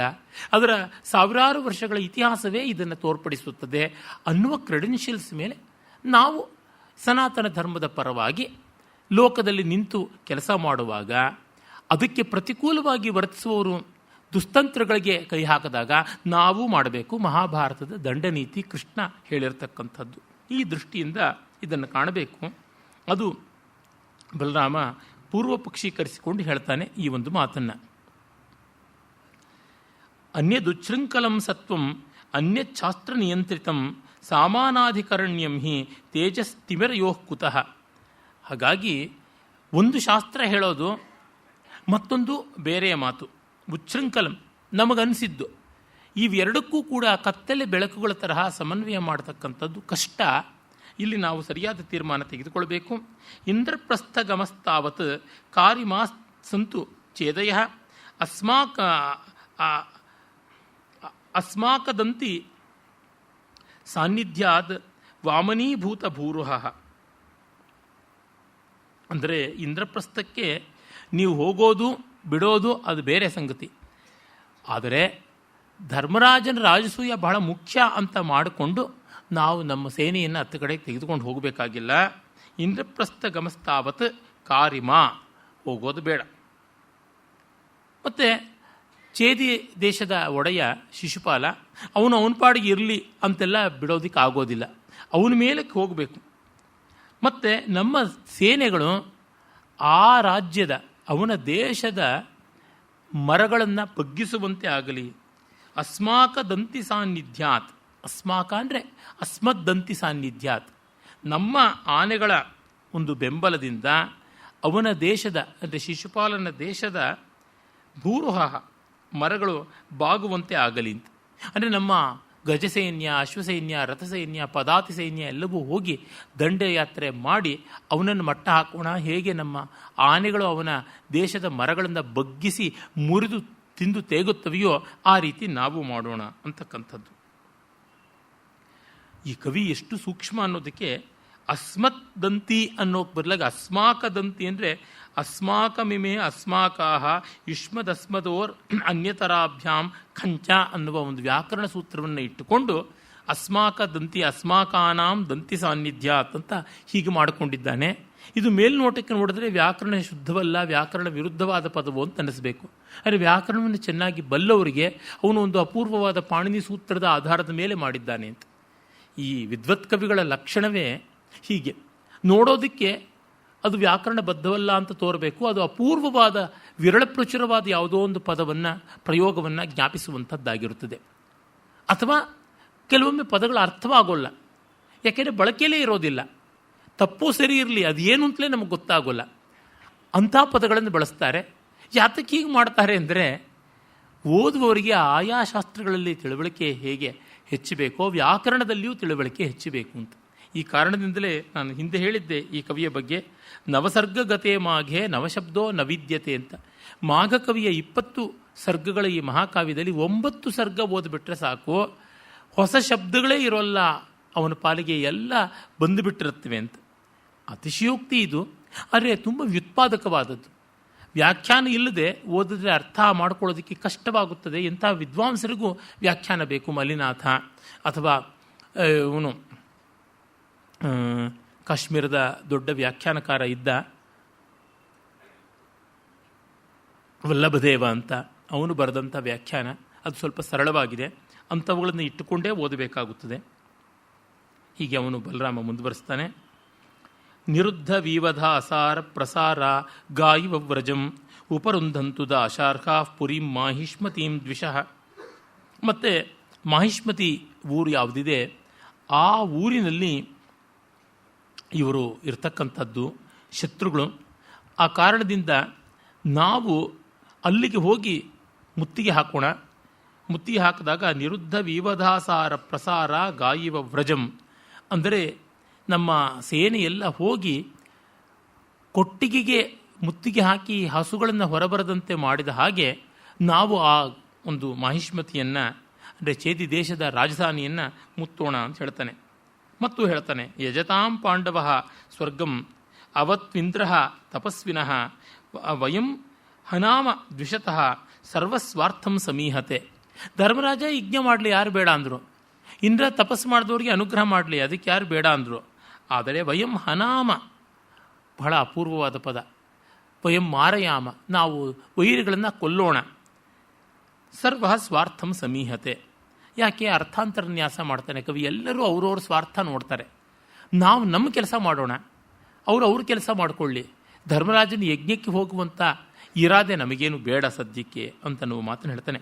ಪ್ರಾಪ್ಯತಾಂ ವಿದ್ಯುತಾಂ ಸಂಪತ್ ಸಂಪರ್ಕಾದರ್ಕರೋಚಿಷಾಂ ಶಸ್ತ್ರೈರ್ದ್ವಿಷ ಶಿರಚ್ಛೇದ ಪ್ರೋಚ್ಛಲಚ್ಛೋಣಿತೋಕ್ಷಿತೈ. ಮತ್ತೆ ಇನ್ನೂ ಒಂದು ಹೇಳ್ತಾನೆ ಮಾತನ್ನು, ಅಂದರೆ ವೈರಿಗಳ ಶಿರಚ್ಛೇದನ ಮಾಡಿ ಅದರ ರಕ್ತದಿಂದ ಸಂಸಿಕ್ತವಾಗಿ ನಮ್ಮ ಆಯುಧಗಳು ಸೂರ್ಯ ರಶ್ಮಿಗಳ ಹಾಗೆ ಹೊಳೆಯಲಿ. ಪ್ರಾಪ್ಯತಾಂ ವಿದ್ಯುತಾಂ ಸಂಪತ್ ಸಂಪರ್ಕಾದರ್ಕರೋಚಿಷಾಂ ಶಸ್ತ್ರೈ ದ್ವಿಷಚ್ಛಿರಚ್ಛೇದ ಪ್ರೋಚ್ಛಲಚ್ಛೋಣಿತೋಕ್ಷಿತೈ. ಆ ಶಬ್ದ ನೋಡಿ ಬಳಸಿದ ಚಾಕ್ಯ ಛಾವತ್ತುಗಳನ್ನು ಶಸ್ತ್ರೈರ್ದ್ವಿಷಚ್ಛಿರೋಚ್ಛೇದ ಪ್ರೋಚ್ಛಲಚ್ಛೋಣಿತ ಉಕ್ಷಿತೈ ಶೋಣಿತೋಕ್ಷಿತೈ ಅಂತ ಆ ಪದಗಳಲ್ಲಿಯೇ ಆ ಕೆಚ್ಚನ್ನು ರೊಚ್ಚನ್ನು ತೋರಿಸ್ತಾ ಇದ್ದಾನೆ. ಪ್ರಾಪ್ಯತಾಂ ವಿದ್ಯುತಾಂ ಸಂಪತ್ ಸಂಪರ್ಕಾದರ್ಕ ರೋಚಿಷಾಂ ಈ ರೀತಿಯಾದ ಅನುಪ್ರಾಸಗಳನ್ನೆಲ್ಲ ಮಾಡ್ತಾನೆ. ಇತಿ ಸಂಭ್ರಂಭಿಣೋ ವಾಣಿರ್ಬಲಸ್ಯ ಆಲೇಖ್ಯ ದೇವತಾ ಸಭಾಭಿತ್ತಿ ಪ್ರತಿಧ್ವಾನೈ ಭಯಾದ ಅನ್ವವದನ್ನಿವ. ಬಲರಾಮ ಜೋರಾಗಿ ರೋಷಾವೇಶದಿಂದ ಮಾತನ್ನಾಡ್ತಾ ಇದ್ದರೆ ಅವರ ಮಂತ್ರಾಲೋಚನ ಮಂದಿರದಲ್ಲಿ ಅದು ಮಾರ್ಮೊಳಗಿ ಅಲ್ಲಿದ್ದ ಸಾಲಭಂಜಿಕೆಯರು ದೇವತಾ ಮೂರ್ತಿಗಳ ಮುಖದಿಂದನೂ ಇದೇ ಮಾತೆ ಬರ್ತಾ ಇದೆಯೋ ಅನ್ನುವಂತೆ ಪ್ರತಿಧ್ವನಿಸ್ತಾ ಇತ್ತು ಅಂತ. ಅಂದರೆ ಬಲರಾಮನ ಅಸರ್ಷನ್ ಯಾವ ಥರ ಇತ್ತು ಅಂತ ವಾಸ್ ಎ ವಂಡರ್ಫುಲ್ ಪಾರ್ಲಿಮೆಂಟೇರಿಯನ್ ಅಂತ ಗೊತ್ತಾಗುತ್ತದೆ. ಇದನ್ನು ಕವಿಯಲ್ಲಿ ಹೊರಡಿಸ್ತಾನೆ. ಮತ್ತೆ ಅವನು ಅಲ್ಲಿಗೆ ನಿಲ್ಲಿಸ್ತಾನೆ. ನಿಶಮ್ಯತಾ ಶೇಷಗವೀಹಿ ಅಭಿಧಾತುಮಧೋಕ್ಷಜ ಶಿಷ್ಯಾಯ ಬೃಹತಾಂ ಪತ್ಯು ಪ್ರಸ್ತಾವಮಾದಿಶದೃಶ. ಆಗ ಬಲರಾಮ ಈ ರೀತಿಯಾದ ಮಾತುಗಳನ್ನು ಆಡಿದ ಮೇಲೆ ಶೇಷಗವೀಹಿ ಆದಿಶೇಷ ರೂಪಿಯಾದವನ ಮಾತುಗಳನ್ನು ಕೇಳಿದ ಮೇಲೆ ಅಧೋಕ್ಷಜ ನಾರಾಯಣ ರೂಪಿ ಕೃಷ್ಣ ಅವನು ತುಂಬ ಸಾಧುವಾದ ಸೌಮ್ಯನಾದಂತಹ ಉದ್ಧವನಿಗೆ ಹೇಳ್ತಾನೆ. ಅವನು ಎಂಥವನಾಗಿದ್ದಾನೆ, ಬೃಹತಾಂ ಪತ್ಯು ಪ್ರಸ್ತಾವಂ ಆದಿಶತ್. ಅಂದರೆ ಅವನು ಬೃಹಸ್ಪತಿ ಹಾಗೆ ಬೃಹತಾಂ ಪತ್ಯು ಬೃಹಸ್ಪತಿ ಆಗಿರ್ತಕ್ಕಂಥದ್ದು ಬೃಹಸ್ಪತಿ ಸಮಾನನಾದಂಥವನು. ಅಂತಹ ಆ ಒಬ್ಬ ವಿದ್ವಾಂಸನಾದ ರಾಜನೀತಿಜ್ಞನಾದ ಉದ್ಧವನನ್ನು ಕುರಿತು ಮಾತಾಡ್ತಾನೆ. ಕಣ್ಸನ್ನೆಯಲ್ಲೇ ಹೇಳ್ತಾನೆ, ದೃಶಾ ಅದಿಶತ್, ಕಣ್ಸನ್ನೆಯಲ್ಲಿ ನಿನ್ನ ಅಭಿಪ್ರಾಯ ಹೇಳುವಂತ. ಪುರಾಣಗಳ ಪ್ರಕಾರ ಬೃಹಸ್ಪತಿಯ ಬಳಿ ಇವನು ರಾಜನೀತಿಯನ್ನು ಅಭ್ಯಾಸ ಮಾಡಿದ್ದ ಅಂತ. ಭಾರತೀ ಮಾಹಿತ ಭರಾಂ ಅಥಾನುದ್ಧತ ಮುದ್ಧವಃ ಅಥಾನುದ್ಧತ ಮುದ್ಧವಃ ತಥ್ಯಾಮುತಥ್ಯವ ತಥ್ಯಾಮುತಥ್ಯಾನುಜ ವದ್ ಜಗಾದಗ್ರೇ ಗದಾಗ್ರಜಂ. ಉತಥ್ಯ ಅಂತಕ್ಕಂಥ ಉಚತ್ಯ ಅಂತಕ್ಕಂಥ ಅಥವಾ ಉತಥ್ಯ ಅಂತಲೂ ಕೆಲವು ಕಡೆ ಪಾಠ ಉಂಟು. ವೇದದಲ್ಲಿ ಉಚತ್ಯ ಅಂತ ಬರುತ್ತೆ. ಅವನ ತಮ್ಮ ಬೃಹಸ್ಪತಿ, ಅವನ ಶಿಷ್ಯನಾದಂತಹ ಇವನು ಗದಾಗ್ರಜಂ ಅಂದರೆ ಗದಾ ಅಂತಕ್ಕಂಥ ತಮ್ಮನನ್ನು ಉಳ್ಳಂಥವನು ಕೃಷ್ಣ. ಸಂಬಂಧಗಳನ್ನು ತುಂಬ ಹೇಳ್ತಾನೆ, ಅದು ಶಬ್ದಾಲಂಕಾರಕ್ಕಾಗಿ. ತಥ್ಯಾಮುತಥ್ಯಾನುಜ ಪತ್ ಜಗಾದ. ಉತಥ್ಯ ಅಂದರೆ ಯಾವ ಅಂಗಿರಸ ಮಹರ್ಷಿಯ ಜ್ಯೇಷ್ಠ ಪುತ್ರ, ಅವನ ತಮ್ಮ ಅವನು ಬೃಹಸ್ಪತಿ. ಉಚತ್ಯ ಅಥವಾ ಉತತ್ಯನ ಮಗನೇ ದೀರ್ಘತಮಸ್ಸಂತ ಋಗ್ವೇದದಲ್ಲಿ ಪ್ರಸಿದ್ಧನಾದಂಥ ಮಹರ್ಷಿ. ಅವನು ಮಮತಾ ಅಂತಕ್ಕಂಥ ತಾಯಿಯ ಮಗ. ಮಾಮತೇಯ ಔಚತ್ಯ ಅಂತೆಲ್ಲ ಹೇಳ್ತಾರೆ. ಋಗ್ವೇದದ ಅತಿ ದೊಡ್ಡ ಸೂಕ್ತ ಅಲ್ಪಸ್ತವ ಅಥವಾ ಅಸ್ಯವಾಮೀಯ ಅಂತ 52 ಮಂತ್ರಗಳ ವಿಸ್ತೃತವಾದಂತಹ ಸೂಕ್ತ ಮೊದಲನೇ ಮಂಡಲದಲ್ಲಿ ಬರುತ್ತದೆ. ಅದರ ದ್ರಷ್ಟಾರ ಅವನು ಬೃಹಸ್ಪತಿಯ ತಮ್ಮನ ಮಗ. ಬೃಹಸ್ಪತಿಯ ಶಿಷ್ಯನಾದ ಇವನು ಅಣ್ಣನ ಎದುರಿಗೆ ಮಾತನ್ನು ಆರಂಭ ಮಾಡ್ತಾನೆ. ಭಾರತೀ ಮಾಹಿತ ಭರಾಂ, ತುಂಬ ತತ್ವಾರ್ಥಯುಕ್ತವಾದದ್ದು, ಅರ್ಥ ಗೌರವದಿಂದ ಕೂಡಿರತಕ್ಕಂಥದ್ದನ್ನು ಹೇಳ್ತಾನೆ. ಸಂಪ್ರತ್ಯ ಸಾಂಪ್ರತಂ ಭಕ್ತು ಮುಕ್ತೇ ಮುಸಲಪಾಣಿನ ನಿರ್ಧಾರಿತೇ ಅರ್ಥೇ ಲೇಖೇನ ಖಲುಕ್ತ್ವಾ ಖಲು ವಾಚಿಕಂ. ಅವನು ಹೇಳ್ತಾನೆ, ಈಗಷ್ಟೇ ಮುಸಲಾಯುಧ ಬಲರಾಮ ಹೇಳಿದ್ದಾನೆ. ಅವನು ಹೇಳಿದ ಮೇಲೆ ಸಂಪ್ರತಿ ಅಸಾಂಪ್ರತಂ ಭಕ್ತು, ಅವನು ಮಾತಾಡಿದ ಮೇಲೆ ಮತ್ತೊಬ್ಬರು ಮಾತಾಡೋದು ಯುಕ್ತವಲ್ಲ. ಸಾಮಾನ್ಯ ನಮ್ಮ ಭಾಷಣಗಳನ್ನು ಆರಂಭ ಮಾಡೋದು ಹೀಗೆ, ಇವರು ಮಾತಾಡಿದ ಮೇಲೆ ನಾವು ಮಾತಾಡೋದು ತಪ್ಪು, ಅವರೆಲ್ಲ ಹೇಳಿಬಿಟ್ಟಿದ್ದಾರೆ ಅಂತಲೇ ಒಂದು 3/4 ಗಂಟೆ ಸಮಯ ತಿಂತಾರೆ. ನನಗೇನೂ ಗೊತ್ತಿಲ್ಲ ಆದರೂ ಕರೆದು ಬಿಟ್ಟಿದ್ದಾರೆ, ಈ ಥರ ಅಹಂಕಾರ ಖಂಡನೆ ಮಾಡ್ಕೊಳ್ತಾ 10 ನಿಮಿಷ ತಿಂದುಬಿಡ್ತಾರೆ, ವಿಷಯಕ್ಕೆ ಬರೋದಿಲ್ಲ.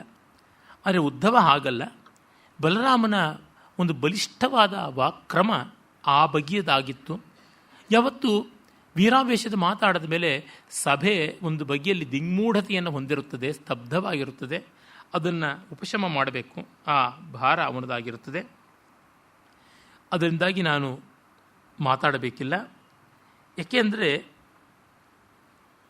ನಿರ್ಧಾರಿತೇ ಅರ್ಥೇ ಲೇಖೇನ, ಒಂದು ಪತ್ರ ಕಳಿಸ್ಬಿಟ್ಟು ಅದರ ಮೂಲಕವೇ ಎಲ್ಲ ವಿವರಗಳನ್ನು ಸ್ಪಷ್ಟ ಮಾಡಿದ ಮೇಲೆ ವಾಚಿಕ ಅಂತಕ್ಕಂಥದ್ದು ಯಾವುದಿದೆಯಲ್ಲ ಅದು ಯಾವುದಕ್ಕೂ ಪ್ರಯೋಜನಕ್ಕೆ ಬರದೇ ಇರತಕ್ಕಂಥದ್ದು ಅಂತ. ಅಂದರೆ ಖಲು ನಿರ್ಧಾರಿತೇರ್ಥೇ ಲೇಖೇನ ಖಲುಕ್ತ್ವಾ ಖಲು ವಾಚಿಕಂ. ವಾಚಿಕ ಮತ್ತೊಂದು ಮೌಖಿಕವಾಗಿ ಆ ಪತ್ರದ ಜೊತೆಗೆ ಮೆಸೇಜ್ ಕಳಿಸೋದು ನಿಷ್ಪ್ರಯೋಜಕವಾದದ್ದು ಅಂತನ್ನುವ ಮಾತನ್ನು ಹೇಳ್ತಾನೆ. ಅಂದರೆ ಬಲರಾಮನ ಮಾತು ಒಂದು ಪತ್ರ ಇದ್ದಂತೆ, ಅದಾದ ಮೇಲೆ ಇನ್ಯಾವುದೂ ಬೇಕಾಗಿಲ್ಲ. ಕೆಲವರು ವಿನೋದದ ಗಾದೆ ಹೇಳೋದುಂಟು, ಕತ್ತೆ ಮೇದಲ್ಲಿ ಮತ್ತೆ ಮೇವಿಲ್ಲ ಅಂತ. ಹಾಗೆ ಇವರು ಮಾತಾಡಿದ ಮೇಲೆ ನಾವು ಮಾತಾಡಬೇಕಾಗಿಲ್ಲ ಅನ್ನುವ ಅರ್ಥದಲ್ಲ, ಪೂರ್ತಿ ನಿರ್ಧಾರಾತ್ಮಕವಾಗಿ ತಿಳಿಸಿದ್ದಾರೆ. ಒಂದು ಪತ್ರವೇ ಎಲ್ಲ ಕೆಲಸ ಮಾಡುವಾಗ ಒಬ್ಬರು ಹೋಗಿ ಮತ್ತೆ ಮಾತಾಡಬೇಕಿಲ್ಲ ಅನ್ನುವಂತೆ. ಆ ಕಾಲದಲ್ಲಿ ಸಂದೇಶವನ್ನು ಕಳಿಸುವಾಗ ವ್ಯಕ್ತಿಗಳ ಮೂಲಕ ಮಾಡ್ತಾಯಿದ್ರು. ಲಿಪಿ ಪ್ರಬಲವಾದ ಮೇಲೆ ಲಿಪಿಯ ಮೂಲಕವಾಗಿ ಹುಟ್ಟಿದ ಪತ್ರದ ಸಂದೇಶವನ್ನು ಕೊಡ್ತಾಯಿದ್ರು. ಆಗಲೂ ಒಬ್ಬ ಅದನ್ನು ವಿವರಿಸಿ ಹೇಳಬೇಕಾಗಿತ್ತು, ವಾಚಿಕ ಅಂತ ಹೇಳ್ತಕ್ಕಂಥದ್ದು. ನಿಮಗೆ ಚಂದ್ರಹಾಸನ ಕಥೆಯೆಲ್ಲ ಜ್ಞಾಪಕಕ್ಕೆ ಬರಬಹುದು. ಅಲ್ಲಿ ಹಾಗೇ ಉಂಟು. ಶ್ರೀಮತ್ ಸಚಿವ ಶಿರೋಮಣಿ ದುಷ್ಟಬುದ್ಧಿ ಸುಪ್ರೇಮದಿನ್ ತನ್ನ ಮಗ ಮದನಂಗೆ ಪರಸಿ ನೇಮಿಸಿದ ಕಾರ್ಯಮಿದು, ಈ ಚಂದ್ರಹಾಸಂ ನಮಗೆ ಮಹಾಹಿತಂ, ಮೇಲೆಮ್ಮ ಸೀಮೆ ಗರಸಾದಪಂ, ಸಾಮಾನ್ಯ ನೀವನಲ್ಲ ಅಂತೆಲ್ಲ ಹೇಳ್ಕೊಂಡು ಬರುತ್ತೆ. ಅಲ್ಲಿ 2 ಅರ್ಥ ಬರ್ತಾ ಹೋಗುತ್ತೆ. ಆ 2 ಅರ್ಥವನ್ನು ಇವನ ಮೂಲಕವಾಗಿ ತಿಳ್ಕೊಳ್ಬೇಕು ಆ ಬಗೆಯಲ್ಲಿ. ಹಾಗೆ ತಥಾಪಿ ಎನ್ಮಯ್ಯಪಿ ತೇ ಗುರುರಿತ್ಯಸ್ತಿ ಗೌರವಂ ತತ್ಪ್ರಯೋಜಕ ಕರ್ತೃತ್ವಂ ಉಪೈತಿ ಮಮ ಜಲ್ಪತಃ. ಹಾಗಿದ್ದರೂ ಕೂಡ ನಾನು ದೊಡ್ಡವನು ಅನ್ನುವ ಭಾವದಿಂದ, ಬಲರಾಮನ ಮೇಲೆ ಗುರುತ್ವದ ಗೌರವ ಭಾವದಿಂದ ಅವನು ಆಡದ ಮೇಲೆ ಒಂದು ಸ್ವಲ್ಪ ಮಾತನ್ನಾಡ್ತೀನಿ. ಕೃಷ್ಣನ ಬಗೆಗೂ ಇರುವ ಗೌರವದಿಂದ ಆಡ್ತೀನಿ. ವರ್ಣೈ ಕತಿಪಯೈರೇವ ಗ್ರಥಿತಸ್ಯ ಸ್ವರೈರಿವ ಅನಂತ ವಾಂಗ್ಮಯಸ್ಯಾಹೋ ಕೇಯಸ್ಯೇವ ವಿಚಿತ್ರತಾ. ಅಂದರೆ ಕೆಲವೇ ವರ್ಣಗಳಿಂದ, ಅತ್ಯಲ್ಪ ಸಂಖ್ಯೆಯಿಂದ, ಅಂದರೆ ಸರಿಗಮ ಪದನಿ ಅನ್ನುವ ವರ್ಣಗಳು ಅವುಗಳು ಸಪ್ತ ಸ್ವರಗಳಾಗಿವೆ. ವರ್ಣೈ ಕತಿಪಯರೇವ ಗ್ರಥಿತಸ್ಯ ಸ್ವರೈರಿವ. ಸರಿಗಮ ಪದನಿ ಎನ್ನುವ 7 ವರ್ಣಗಳಿಂದ 7 ಶ್ರುತಿಸ್ಥಾನಗಳಿಂದಲೇ ನಿರ್ಮಿತವಾದಂಥದ್ದು ಸಂಗೀತ. ಹಾಗೆಯೇ ಕೆಲವೊಂದು ಆಯಿಂದ ಕ್ಷಾವರೆಗೂ ಇರತಕ್ಕಂಥ ವರ್ಣಗಳಿಂದ ನಿರ್ಮಿತವಾದದ್ದು ವಾಂಗ್ಮಯ. ಹೀಗೆ ಮಾತು ಕೆಲವೇ ಅಕ್ಷರಗಳಿಂದ ಬಂದ ಅಸಂಖ್ಯ ಪದಗಳಿಂದ ಶತಕೋಟಿ ವಿಸ್ತಾರವಾದಂಥ ವಾಕ್ಯಗಳಿಂದ ಆದದ್ದು. ಹಾಗೆಯೇ ಸಪ್ತಸ್ವರಗಳು, ಅದು ಮತ್ತೆ 12 ಸ್ವರಗಳಾಗಿ 16 ಮುಖ್ಯವಾದಂತಹ ಸ್ವರಗಳಾಗಿ, ಅದಾದ ಮೇಲೆ ಅಸಂಖ್ಯ ರಾಗಗಳಾಗಿ, ಇನ್ನೆಷ್ಟೆಷ್ಟೋ ಶತಕೋಟಿ ವಿಸ್ತೃತವಾದಂಥ ಗೀತಗಳಾಗಿ ಪರಿಣಮಿಸಿದೆಯಲ್ಲ. ಆ ರೀತಿಯಲ್ಲಿ ಎಷ್ಟೋ ಹೇಳಬಹುದು. ಅವರವರ ಪ್ರತಿಭೆಗೆ ಅಧೀನ. ಅನಂತ ವಾಂಗ್ಮಯಸ್ಯಾಹೋ ಗೇಯಸ್ಯೇವ ವಿಚಿತ್ರತ. ಮಾತು ಸಂಗೀತ ಹೇಗೆ ಸ್ವಲ್ಪದ ಮೂಲದಿಂದ ಅನಲ್ಪವಾಗಿ ಬೆಳೆದಿದೆಯೋ ಹಾಗೆ ವಿಸ್ತರಿಸಬಹುದು. ಭಗವಪಿ ಸ್ವೇಚ್ಛೆಯ ಕಾಮಂ ಪ್ರಕೀರ್ಣಮಭಿಧೀಯತೆ ಅನುಜ್ಜಿತಾರ್ಥ ಸಂಬಂಧ ಪ್ರಬಂಧೋ ದುರುದಾಹರ. ಅಂದರೆ ಎಷ್ಟು ಬೇಕಾದರೂ ಸುಮ್ಮನೆ ಗಳಹಬಹುದು. ಬಹುವಪಿ ಸ್ವೇಚ್ಛೆಯ ಕಾಮಂ ಪ್ರಕೀರ್ಣಂ ಅಭಿಧೀಯತೆ. ಚೆಲ್ಲಾಪಿಲ್ಲಿಯಾಗಿ ದಿಕ್ಕಾಪಾಲಾಗಿ ಆಗುವಂತೆ ಎಷ್ಟು ಬೇಕಾದರೂ ಮಾತಾಡಬಹುದು. ಆದರೆ ಅನುಜ್ಜಿತಾರ್ಥ ಸಂಬಂಧ, ಒಂದು ಚೌಕಟ್ಟು, ಒಂದು ಕ್ರಮ, ಒಂದು ವ್ಯವಸ್ಥೆ ಅನ್ನೋದನ್ನು ಬಿಡದೆ ಅವಿಚ್ಛಿನ್ನವಾಗಿ ಅನುಸ್ಯೂತವಾಗಿ ಹೇಳುವಂಥದ್ದು ಕಷ್ಟ ಅಂತ. ಅಂದರೆ ಯಾವುದೋ ರೀತಿಯಲ್ಲಿ ಬಾಯಿ ಹೋದಂಗೆ ಮಾತಾಡೋದು ಹರಟೆ. ಹಾಗೆ ಎಷ್ಟು ಹೇಳಬಹುದು. ನಮಗೆ ಗೊತ್ತಿಲ್ಲದೆಯೇ ನಾವು ಗಂಟೆಗಟ್ಟಲೆ ಹರಟಿರ್ತೀವಿ, ದಿನಗಟ್ಟಲೆ ಹರಟಿರ್ತೀವಿ. ಆದರೆ ಒಂದು ವಿಷಯದ ಮೇಲೆ ಕ್ರಮಪ್ರಾಪ್ತವಾಗಿ ವ್ಯವಸ್ಥಿತವಾಗಿ ಮಾತನಾಡೋದು ಕಷ್ಟ. ಒಂದು ಉದಾಹರಣೆ ನೋಡಿ. ತುಂಬ ಜನಕ್ಕೆ ಸಂವಾದ ಕುಶಲತೆ ಇರುವುದರಿಂದ ಭಾಷಣ ಕುಶಲತೆ ಇದೆ ಅಂತ ಅಂದುಕೋತಾರೆ. ಸಂಭಾಷಣ ಕುಶಲತೆ ಬೇರೆ, ಭಾಷಣ ಕುಶಲತೆ ಬೇರೆ. ಸಂಭಾಷಣ ಅಂದರೆ ಅವರೊಂದು ಮಾತಾಡ್ತಾರೆ, ಅಲ್ಲಿವರೆಗೂ ನಾನು ಸುಮ್ಮನೆ ಇದ್ದು ನಾನೊಂದು ಮಾತಾಡ್ತೀನಿ, ಅವ್ರ ಮಾತಿಗೆ ಪ್ರತಿಕ್ರಿಯೆಯಾಗಿ ನನ್ನ ಮಾತು ಬಂದಿರುತ್ತೆ, ಹೀಗೆ ಹೋಗುತ್ತದೆ. ಅಂದರೆ ನನಗೆ ವಿಷಯ ಬೇಕಿಲ್ಲ, ಅವರಾಡಿದ ಮಾತಿಗೆ ಪ್ರತಿಕ್ರಿಯೆ ಕೊಡೋದಕ್ಕೆ ತಾನಾಗಿ ವಿಷಯ ಸೂಚಿತವಾಗುತ್ತದೆ.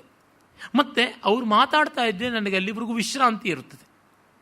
ಆಮೇಲೆ ಒಬ್ಬರೋ ಇಬ್ಬರು ಎದುರುಗಾಡೋದ್ರಿಂದ ನಾನು ಅಷ್ಟು ಜನರ ಏಕಾಗ್ರತೆಗೆ, ಅಷ್ಟು ಜನರ ಅವಧಾನಕ್ಕೆ ಪಾತ್ರನಾಗಿರೋದಿಲ್ಲ. ಅಷ್ಟು ಬಾಧ್ಯತೆಯೂ ಭಾರವೂ ನನಗಿರೋಲ್ಲ. I am not noticed so much. ಆದರೆ ಭಾಷಣ ಅಂತಂದರೆ ಒಂದು ವಿಷಯವನ್ನು ಕೊಟ್ಟು ಅದನ್ನೇ ಕೊನೆಯವರೆಗೂ 1 ಗಂಟೆಯೋ 2 ಗಂಟೆಯೋ ಆದ್ಯಂತವಾಗಿ ಮಾತನಾಡಬೇಕು. ಮಧ್ಯದಲ್ಲಿ ವಿರಾಮ ಅನ್ನೋದಿರೋಲ್ಲ. ಮತ್ತು ಅಷ್ಟು ಜನರ ಏಕಾಗ್ರತೆ, ಕಣ್ಣೋಟ, ಕಿವಿಯ ಅವಧಾನ ಎಲ್ಲ ಇರುತ್ತದೆ.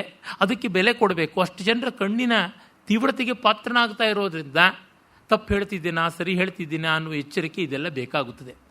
ಈ ವ್ಯತ್ಯಾಸ ಎಷ್ಟೋ ಜನಕ್ಕೆ ಗೊತ್ತಿಲ್ಲದೆ ಚೆನ್ನಾಗಿ ಮಾತಾಡಬಲ್ಲೆವು ನಾವು ಅನ್ನೋದ್ರಿಂದಲೇ ವೇದಿಕೆ ಹತ್ತು ಬಿಡ್ತಾರೆ ಪಾಪ. ಶ್ರೋತೃಗಳ ಪಾಡು ಗೋವಿಂದ. ಅದು ಯಾತಕ್ಕೆ ದೂರದ ವಿಷಯ ಯಾತಕ್ಕೆ ತೆಗೆದುಕೊಳ್ಬೇಕು. ನನ್ನ ಅಣ್ಣನೇ ಚೆನ್ನಾಗಿ ವೇದಾಂತ ಓದಿಕೊಂಡವನು, ವಿಶೇಷತಃ ಅವಸ್ಥಾತ್ರಯ ಮೀಮಾಂಸೆಯನ್ನು ತುಂಬ ಚೆನ್ನಾಗಿ ಮಾಡಬಲ್ಲವನು. ಗೌಡಪಾದರ ಕೃತಿಗಳನ್ನಾಗಲಿ, ಅದರ ಮೇಲೆ ಬಂದಂಥ ಶಂಕರ ಭಗವತ್ಪಾದರ ಭಾಷ್ಯವನ್ನು, ಮತ್ತು ಸಚ್ಚಿದಾನಂದೇಂದ್ರ ಸರಸ್ವತಿಗಳು ಬರೆದಂಥ ಮಾಂಡ್ಯೂಕ್ಯ ರಹಸ್ಯ ವಿವೃತಿ, ಗೌಡಪಾದ ಹೃದಯ, ಈ ಥರ ಗ್ರಂಥಗಳನ್ನೆಲ್ಲ ಓದಿಕೊಂಡು ರಮಣ ಮಹರ್ಷಿಗಳು ಮತ್ತು ನಿಸರ್ಗದತ್ತ ಮಹಾರಾಜ್, ಹೀಗೆ ಅನುಭಾವಿಗಳ ಕೃತಿಗಳನ್ನೆಲ್ಲ ಓದಿಕೊಂಡು ಅದ್ವೈತದ ಬಗ್ಗೆ ಅನುಭವನಿಷ್ಠವಾದ ಮಾತನ್ನು ಆಡುವ, ಸಂವಾದ ಮಾಡುವಂಥ ಶಕ್ತಿ ಎಷ್ಟೋ ವರ್ಷಗಳಿಂದ ಮನೆಯಲ್ಲಿ ಮಾತಾಡುವಾಗ ಗೊತ್ತಾಗ್ತಿರುತ್ತೆ. ಅವನು ಮನೆಯಲ್ಲಿ ಹೀಗೆ ನನ್ನ ಜೊತೆ ಮಾತನಾಡುವುದನ್ನು ಒಬ್ಬರು ಕಾರ್ಯಕ್ರಮ ಆಯೋಜನೆ ಮಾಡುವರು, ಸುಮಾರು ವರ್ಷಗಳ ಕೆಳಗೆ ನಮ್ಮ ಮನೆಗೆ ಬಂದವರು ಪಾಪ ನೋಡಿ, ನಿಮ್ಮ ಅಣ್ಣ ಕೂಡ ಚೆನ್ನಾಗಿ ತಿಳ್ಕೊಂಡಿದ್ದಾರೆ, ಅವ್ರ ಕೈನಲ್ಲಿ ಯಾತಕ್ಕೆ ಮಾತು ಏರ್ಪಾಟು ಮಾಡಿಸಬಾರ್ದು ಅಂದರು. ನಾನು ಹೇಳಿದೆ, ನಾನು ಈ ಥರ ಹೇಳಿದ್ರೆ ಅಣ್ಣನ ಮೇಲೆ ತಮ್ಮ ಗೂಬೆ ಕೂಡಿಸ್ತಾ ಇದ್ದಾನೆ ಅಂತ ಆಗ್ಬೋದು. ಆದರೆ ವಸ್ತುಸ್ಥಿತಿ ಹಾಗಲ್ಲ. ಅವನು ಸಂಭಾಷಣ ಕುಶಲಿಯೇ ಹೊರತು ಭಾಷಣ ಕುಶಲಿಯಲ್ಲ. ಅದಕ್ಕೆ ಬೇರೆ ತಯಾರಿ ಬೇಕಾಗುತ್ತದೆ. ನೋಡಿ ನಿಮ್ಮ ರಿಸ್ಕು ಅಂತಂದೆ. ಆಗಲಿ ಪರವಾಗಿಲ್ಲ ಅಂತ ಆಯೋಜಕರ ಹಂಗಂದ್ರು. ನಾನು ನಮ್ಮ ಅಣ್ಣನ ಹೇಳಿದೆ, ಒಪ್ಕೊಳ್ಳೋಕೆ ಮುಂಚೆ ಇದು ಸ್ವಲ್ಪ ಯೋಚನೆ ಮಾಡು, ಇದುವರೆಗೂ ನೀನು ವೇದಿಕೆ ಹತ್ತಿಲ್ಲ, ಅಸ್ಖಲಿತವಾಗಿ ಧಾರಾಕಾರವಾಗಿ 15-20 ನಿಮಿಷವಾದರೂ ಮಾತನಾಡಬೇಕು. ವೇದಿಕೆ ಅನ್ನೋದು ವಾಲಿ ಇದ್ದಂತೆ. ವಾಲಿ ಎದುರಿಗೆ ಯಾರು ಯುದ್ಧಕ್ಕೆ ಹೋದರೂ ಅವರ ಅರ್ಧ ಬಲ ವಾಲಿ ನುಂಗು ಬಿಡ್ತಾ ಇದ್ದ. ಕೊರಳಲ್ಲಿ ಕಾಂಚನ ಮಾಲೆ ಇತ್ತು. ನನ್ನ ಸ್ನೇಹಿತರಾದಂಥ ರಾಜೇಂದ್ರ, ನಿರುಪಮ ದಂಪತಿಗಳು ಒಳ್ಳೆಯ ಕಥಕ್ ನೃತ್ಯ ಪ್ರವೀಣರು. ಅವ್ರು ಹೇಳ್ತಾ ಇರ್ತಾರೆ, ನಾವು ಮನೆಯಲ್ಲಿ 4 ಗಂಟೆ ನೃತ್ಯ ಅಭ್ಯಾಸ ಮಾಡಿದ್ರೆ ವೇದಿಕೆ ಮೇಲೆ 1 ಗಂಟೆ ಮಾಡೋಕ್ಕಾಗುತ್ತೆ. ವೇದಿಕೆ ನಮ್ಮ ಶಕ್ತಿಯನ್ನು ಹಿಂಡು ಬಿಡುತ್ತೆ ಅಂತ. ಇದು ಅನುಭವ ರಸಿಕರ ಒಂದು ವಿವೇಕ. ಹಾಗಾಗಿ ನೀನು ಸ್ವಲ್ಪ ಅಭ್ಯಾಸ ಮಾಡ್ಕೋ ಮನೆಯಲ್ಲಿ ಅಂತಂದೆ. ನನಗೇನು ಅದ್ವೈತ ಹೊಸ್ದ, ನನಗೆ ಮಾತು ಹೊಸ್ದ, ಹುಟ್ಟಿದಾಗ್ಲಿಂದ ಆಡ್ತಾ ಇದ್ದೀನಿ, ಬೇಕಾದಷ್ಟು ಇಂಗ್ಲೀಷ್ ಓದಿದ್ದೀನಿ, ಆಯ್ತಪ್ಪ ಅಂತಂದೆ. ಆಮೇಲೆ ಏರ್ಪಾಟಾಯಿತು. ನನ್ನ ಕೆಲವು ಸ್ನೇಹಿತರು ನೋಡಬೇಕು ಕುತೂಹಲ ಅಂತ ಬಂದಿದ್ದರು. ಏನಾಗೋದು, ವೇದಿಕೆಗೆ ಬಂದು ಸ್ವಲ್ಪ ಹೊತ್ತಾದ ಮೇಲೆ ಮಾತು ಯಾವುದೋ ಒಂದು ಅನೌಪಚಾರಿಕವಾದ ಜಾಡಿಗೆ ಹೊರಟೋಗ್ಬಿಡುತ್ತೆ. ಐ ಸಿ ಇಟ್ ಹ್ಯಾಪಂಡ್ ಹೀಗೆ ಅಂತ ಅಂದ್ಕೊಂಡು ಹೋದಾಗ ಅದದೇ ಮಾತುಗಳು ಅದದೇ ಕ್ರಮದಲ್ಲಿ ಹಾಗಾಗಿಯೇ ಬರ್ತಾ ಇರುತ್ತೆ, ಜಾಳ ಆಗುತ್ತೆ, ಕೇಳುವವರಿಗೆ ನಗೆಪಾಟ್ಲಾಗುತ್ತದೆ. ಆಮೇಲೆ ಕೆಟ್ಟ ಮೇಲೆ ಬುದ್ಧಿ ಬಂತು ಅಂತ ಇದಕ್ಕೆ ಪ್ರತ್ಯೇಕವಾದ ಅಭ್ಯಾಸ ಬೇಕು. ನಾನು ಹೇಳಿದೆ ಅದ್ವೈತ ಮಹಾತತ್ವ, ಆದರೆ ಅದ್ವೈತಕ್ಕೂ ಕೂಡ ಒಂದು ಅಭ್ಯಾಸ ಬೇಕು. ಅಂದರೆ ಎಂಥ ಪರಮಾತ್ಮನೂ ಕೂಡ ಒಂದು ತಾಯಿಯ ಗರ್ಭದಲ್ಲಿ ಹುಟ್ಟಿ ರಾಕ್ಷಸ ಸಂಹಾರ ಮಾಡಬೇಕು. ಈ ಥರದ್ದೊಂದು ಕ್ರಮ ಅನ್ನುವುದು ಇದ್ದೇ ಇರ್ತದೆ. ಆ ಬಗೆಯಲ್ಲೇನೆ ಭವಪಿ ಸ್ವೇಚ್ಛೆಯ ಕಾಮಂ ಪ್ರಕೀರ್ಣಂ ಅಭೇದೀಯತೆ. ಹೇಗೂ ಏನೂ ಮಾತಾಡ್ಬಿಡ್ಬೋದು. ತುಂಬ ಜನಕ್ಕೆ ಬಾತ್ರೂಮ್ ಸಿಂಗಿಂಗಿಂದಾನೆ ಕಚೇರಿ ಮಾಡಬಲ್ಲವು ಅಂತ ಒಂದು ಭ್ರಮೆ ಬಂದುಬಿಟ್ಟಿರುತ್ತೆ. ಹಾಡ್ಕೋತೀವಿ ಅಂತ ಬಚ್ಚಲ ಮನೆಯಲ್ಲೆಲ್ಲ ಬಾಗಿಲು ಹಾಕ್ಕೊಂಡು ಹಾಡುವಾಗ ಎಕ್ಕೋ ಆಗ್ಬಿಟ್ಟು ಇನ್ನೂ ಜೋರಾಗಿ ಕೇಳಿಸ್ತಾ ಇರುತ್ತೆ, ಎಷ್ಟು ಶ್ರುತಿಬದ್ಧವಾಗಿದೆ ಅಂತಲೂ ಅನ್ನಿಸ್ತಾ ಇರುತ್ತೆ. ಆಮೇಲೆ ಗೊತ್ತಾಗುತ್ತೆ ಕಷ್ಟ ಏನು ಅಂತ. ತುಂಬ ಜನಕ್ಕೆ ಬರವಣಿಗೆ ಬಗೆಗೂ ಹಾಗೆ ಉಂಟು. ಹುಟ್ಟಿದಾಗ್ಲಿಂದ ಕನ್ನಡ ಓದ್ತಾ ಇದ್ದೀವಿ, ನಮಗೆ ಬರೆಯೋಕ್ಕಾಗೋಲ್ವಾ ಅಂತ. ಓದೇ ಬೇರೆ, ಬರವಣಿಗೆಯೇ ಬೇರೆ. ಸೌ ಬಕನ ಏಕ ಲಿಖನ ಅಂತ ಒಂದು ಉರ್ದು ಗಾದೆ, 100 ಬೊಗಳು ಒಂದು ಬರಿ ಅಂತ. ಅಂದರೆ ಅದಕ್ಕದಕ್ಕೆ ಒಂದೊಂದು ಶಿಸ್ತು ಅಂತ ಇರುತ್ತದೆ. ಕೆಲವರು ಪುಣ್ಯಾತ್ಮರಿಗೆ ಅದು ಹೇಗೋ ಠಕ್ಕಂತ ಬಂದುಬಿಡುತ್ತೆ. ಅದು ಆ ಒಂದು ಪ್ರಜ್ಞಾಶಾಲಿತೆ ಆ ಬಗೆಯಲ್ಲಿ ಇರುತ್ತದೆ. ನನ್ನ ಗೆಳೆಯ ವಾಸುಕಿ, ಅವನು ಕನ್ನಡವನ್ನು ಓದಿದ್ದೇ ಹೊರತು ಒಮ್ಮೆನೂ ಬರೆದಿದ್ದಿಲ್ಲ. ಶಾಲೆಯಲ್ಲೂ ಕೂಡ ಕನ್ನಡವನ್ನು ವಿಶೇಷವಾಗಿ ಓದಿದ್ದಲ್ಲ, ಪ್ರಾಥಮಿಕ ಸ್ತರಕ್ಕೆ ಮುಗಿದದ್ದು, ಸಂಸ್ಕೃತ ಅಭ್ಯಾಸ ಮಾಡಿದ್ದು. ಅವನು ಮೊದಲ ಬಾರಿಗೆ ಒಂದು 30-40 ಪುಟಗಳ ಪ್ರಬಂಧ ಬರೆದ. ಇಸ್ರೇಲ್ ಮತ್ತು ಭಾರತ ಇವುಗಳೆರಡೂ ಹೆಚ್ಚು ಕಡಿಮೆ ಒಂದೇ ಕಾಲಕ್ಕೆ ಸ್ವಾತಂತ್ರ್ಯ ಪಡೆದುಕೊಂಡರೂ ಕೂಡ ಇಸ್ರೇಲ್ ಹೇಗೆ ಅಭಿವೃದ್ಧಿ ಹೊಂದಿತು, ನಮ್ಮ ಭಾರತದಲ್ಲಿ ಆ ಮೊದಲಿನ ಪ್ರಧಾನಿಗಳು ಅವಿವೇಕಿಗಳು ಯಾವ ರೀತಿ ದೇಶಕ್ಕೆ ಅನರ್ಥವನ್ನು ತಂದರು ಅನ್ನುವುದು. ಇಷ್ಟು ಪ್ರೌಢವಾದ ಒಳ್ಳೆಯ ಭಾಷೆ, ಓಜಸ್ವಿಯಾದ ಭಾಷೆ, ಅದು ಆಶ್ಚರ್ಯವಾಗುತ್ತೆ. ನಿನ್ನೆ ದಿವಸ ಅವನು ಒಂದು ಕುಮಾರ ಸಂಭವದ ಬಗ್ಗೆ ಒಂದು ಅನೌಪಚಾರಿಕವಾದ ಮಿತ್ರಗೋಷ್ಠಿಯಲ್ಲಿ ವ್ಯಾಖ್ಯಾನ ಮಾಡಿದ. ಜೀವನದಲ್ಲಿ ಮೊದಲ ಬಾರಿಗೆ ಕಾವ್ಯ ವಾಚನಕ್ಕೆ ವ್ಯಾಖ್ಯಾನ ಮಾಡಿದ. ಅಷ್ಟು ಚೆನ್ನಾಗಿ ಮಾಡಿದ. ನನಗೆ ಅವನ ಸಾಮರ್ಥ್ಯದ ಬಗ್ಗೆ ವಿಶ್ವಾಸವಿತ್ತು. ಆದರೆ ಎಷ್ಟೋ ಜನಕ್ಕೆ ಆಗದೆ ಹೋಗುತ್ತದೆ, ಎಲ್ಲೆಲ್ಲೋ ಹೇಗೇಗೋ ಹುಯ್ದಾಡುತ್ತದೆ. ಅದು ಕೆಲವರು ಪುಣ್ಯಾತ್ಮರಿಗೆ ಆ ರೀತಿಯಾದ ಹೆಚ್ಚಿನ ಅಭ್ಯಾಸಗಳಿಲ್ಲದೆ ಬರುತ್ತದೆ. ತುಂಬ ಎಚ್ಚರದಿಂದ ಗಮನಿಸಿಕೊಂಡಿರ್ತಾರೆ. ಪ್ರತಿ ಹೆಜ್ಜೆಯನ್ನು ಓದುವಾಗಲೇ ಬರೆಯುವ ಮಟ್ಟದ ಒಂದು ಗಾಢತೆಯಿಂದ, ಮಗ್ನತೆಯಿಂದ, in a dense way they would have read, they would have appreciated things. ಅದು ಹಾಗಲ್ಲದೆ ಇದ್ದರೆ ತಪ್ಪು. ಅನುಜ್ಜಿತಾರ್ಥ ಸಂಬಂಧ ಪ್ರಬಂಧೋ ದುರ್ದಾಹರ. ಹಾಗಾಗಿ ಪೂರ್ವಾಪರ ಸಂಬಂಧ ಇಲ್ಲದೆ ಇರುವಂತಹ ಬಗೆ ಮಾತು ಸರಿಯಿರೋಲ್ಲ. ವ್ಯವಸ್ಥಿತವಾದ ರೀತಿಯಲ್ಲಿ ಮಣಿ ಪೋಣಿಸಿದಂತೆ ಒಂದು ಕಾರ್ಯಕಾರಣ ಸಂಬಂಧದಿಂದ ತರ್ಕಶುದ್ಧವಾಗಿ ಬರುವ ಸರಣಿಯ ಪ್ರಬಂಧ, ಅದು ಮಾತಾಗಿರ್ಬೋದು, ಬರವಣಿಗೆ ಆಗಿರ್ಬೋದು, ಬಹಳ ವಿರಳ. ದುರುದಾಹರ ಅಂದರೆ ಉದಾಹರಿಸೋದಕ್ಕೆ ಬಹಳ ಕಷ್ಟ ಅಂತ. ಎಷ್ಟೋ ಜನ ಭಾಷಣಕಾರರು ವಿಷಯದಿಂದ ವಿಷಯಾಂತರ ಮಾಡ್ತಾ ಇರ್ತಾರೆ, ಮತ್ತೆ ವಾಪಸ್ಸಿಗೆ ಬರೋದೇ ಇಲ್ಲ. ಅವರ ಹಾಡಿನಲ್ಲಿ ಚರಣ ಆದಮೇಲೆ ಪಲ್ಲವಿಗೆ ಬರಬೇಕು ಅಂತ ನಿಯಮವೇ ಇರೋದಿಲ್ಲ. ಚರಣದ ಮೇಲೆ ಚರಣ ಹೋಗ್ತಾನೆ ಇರುತ್ತೆ. ಹಾಗೆ ಮಾಡಬಾರ್ದು. ಮತ್ತೆ ಮೂಲಕ್ಕೆ ಬರ್ತಾ ಇರಬೇಕು. ಶ್ರೋತ್ರಿಯ ಗೌರವವನ್ನು ಇಟ್ಕೊಳ್ಬೇಕಾಗುತ್ತದೆ. ಅದನ್ನು ಇಲ್ಲಿ ಹೇಳ್ತಾ ಇದ್ದಾನೆ. ಮಾಘ ಅದು ಒಳ್ಳೆ ಕಾವ್ಯ ಹೇಗಿರಬೇಕು ಅಂತಲೂ ಕೂಡ ತೋರ್ಪಡಿಸ್ತಾ ಇದ್ದಾನೆ. ಮೃದೀಯಸೀಮಪಿ ಘನಾಂ ಅನಲ್ಪ ಗುಣಕಲ್ಪಿತಾಂ ಪ್ರಸಾರಯಂತಿ ಕುಶಲಾಶ್ಚಿತ್ರಾಂ ವಾಚಂ ಪಟೀಮಿವ. ಮತ್ತು ಮಾತು ಒಂದು ಒಳ್ಳೆಯ ಬಟ್ಟೆ ಇದ್ದಂತೆ. ಮೃದೀಯಸೀಮಪಿ ಘನಾಂ, ಅದು ಮೃದುವೇ ಆಗಿರಬಹುದು, ಹಾಗಿದ್ರೂ ಘನವಾಗಿರಬೇಕು. ಅನಲ್ಪ ಗುಣಕಲ್ಪಿತಾಂ, ಅನೇಕ ಗುಣಗಳಿಂದ ಕೂಡಿರಬೇಕು ಮಾತು ಮೃದುವಾಗಿದ್ದರೂ ಅದಕ್ಕೊಂದು ಘನತೆ ಇರಬೇಕು. ಆಮೇಲೆ ಅದು ಅನೇಕ ಗುಣಗಳಿಂದ ಕೂಡಿರಬೇಕು. ಶಬ್ದಗುಣ, ಅರ್ಥಗುಣ ಅಂತ ಅಲಂಕಾರಿಕರು 10 ಬಗೆಯಾಗಿ ಹೇಳ್ತಾರೆ. ಭರತಾದಿಗಳಿಂದ ಮೊದಲುಗೊಂಡು ವಾಮನ, ಭೋಜ 15 ಗುಣಗಳನ್ನು ಹೇಳ್ತಾನೆ. ಹೀಗೆ ಬೇಕಾದಂತೆ ಉಂಟು. ದಂಡಿ ಹೇಳ್ತಾನೆ. ಹೀಗೆಲ್ಲ ಓಜ, ಪ್ರಸಾದ, ಮಾಧುರ್ಯ, ಕಾಂತಿ, ಸಮತ ಇತ್ಯಾದಿಯಾಗಿ ಹೇಳಿದ್ದಾರೆ. ಹಾಗಲ್ಲದೆ ಬೇರೆ ಬೇರೆ ಶಾಸ್ತ್ರಗಳಿಗೆ ಸಂಬಂಧಪಟ್ಟಂತೆ ಬೇರೆ ಬೇರೆ ಗುಣಗಳು ಉಂಟು, ಅವೆಲ್ಲ ಕೂಡಿಸಿಕೊಂಡದ್ದಾಗಿರಬೇಕು. ಹಾಗೆ ಇರುವ ಮಾತನ್ನು ಚಿತ್ರಾಂ ಪಟೀಮಿವ ವಾಚಂ ಪ್ರಸಾರಯಂತಿ, ಚಿತ್ರ ವಿಚಿತ್ರ ವಿನ್ಯಾಸವುಳ್ಳ ಸೊಗಸಾದ ಬಟ್ಟೆಯಂತೆ ನೇಯ್ತಾರೆ ಮಾತಿನ ಬಟ್ಟೆಯನ್ನಂತ. ಇಲ್ಲಿ ಬಟ್ಟೆಗೂ ಅನ್ವಯವಾಗುವಂತೆ ಘನವಾಗಿರಬೇಕು, ನೇಯ್ಗೆ ಡೆನ್ಸ್ ಆಗಿರಬೇಕು, ಜಾಳಾಗಿರಬಾರ್ದು. ಈ ಬಟ್ಟೆಯನ್ನು, ಅದರ ಗುಣವನ್ನು, ಅದು ಯೋಗ್ಯತೆಯನ್ನು ಅಳೆಯುವಲ್ಲಿ ಕೌಂಟ್ ಅಂತ ಹೇಳ್ತಾರೆ. 100 ಕೌಂಟ್ಸ್, 300 ಕೌಂಟ್ಸ್ ಅಂತೆಲ್ಲ. ಹೈಯರ್ ಕೌಂಟ್ಸ್ ಇರಬೇಕು. ನುಣುಪಾಗಿರುತ್ತವೆ ಬಟ್ಟೆ, ಗಟ್ಟಿಯಾಗಿರುತ್ತವೆ. ಅದೇ 40, 50, 60 ಕೌಂಟ್ಸ್ ಅಂತ ಅನ್ನೋದು ಜಾಳಾಗುತ್ತೆ. ನೋಡಿದ್ರೆ ಸೊಳ್ಳೆ ಪರದೆ ತರಹ ಇರುತ್ತೆ.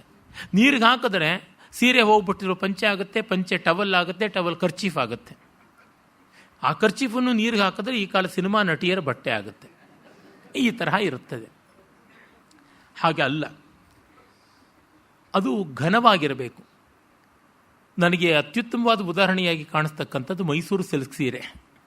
ಮೈಸೂರು ಸಿಲ್ಕ್ ಸೀರೆ ಎದೆಷ್ಟು ಮೃದುವಾಗಿರ್ತಕ್ಕಂಥದ್ದು, ಅದೇ ಅದರ ನೇಯ್ಗೆ ಎಷ್ಟು ಗಟ್ಟಿಯಾಗಿ ಘನವಾಗಿರ್ತಕ್ಕಂಥದ್ದು ನೋಡಿದರೆ ಗೊತ್ತಾಗುತ್ತದೆ. ಅತ್ಯುತ್ತಮವಾದದ್ದು, ಸರ್ವೋತ್ಕೃಷ್ಟ ಅಂತ ನನಗನ್ಸುತ್ತೆ. ಕಂಚಿ ಸೀರೆ ಪಕ್ಷಪಾತಿಗಳು ಯಾರಾದರೂ ಇದ್ದರೆ ಕಿವಿ ಮುಚ್ಕೊಳ್ಳಿ, ಪರವಾಗಿಲ್ಲ. ಅದು ನೋಡಿದ್ರೆ ಎಮ್ಮೆ ಚರ್ಮ ಇದ್ದಂಗೆ ಇರುತ್ತೆ. ರಾಮ ಅಂದವಿಲ್ಲ, ಚಂದವಿಲ್ಲ, ಅಬ್ರ ಮಾರಮ್ಮನಿಗೆ ಉಡಿಸ್ದಂಗೆ ಇರುತ್ತೆ.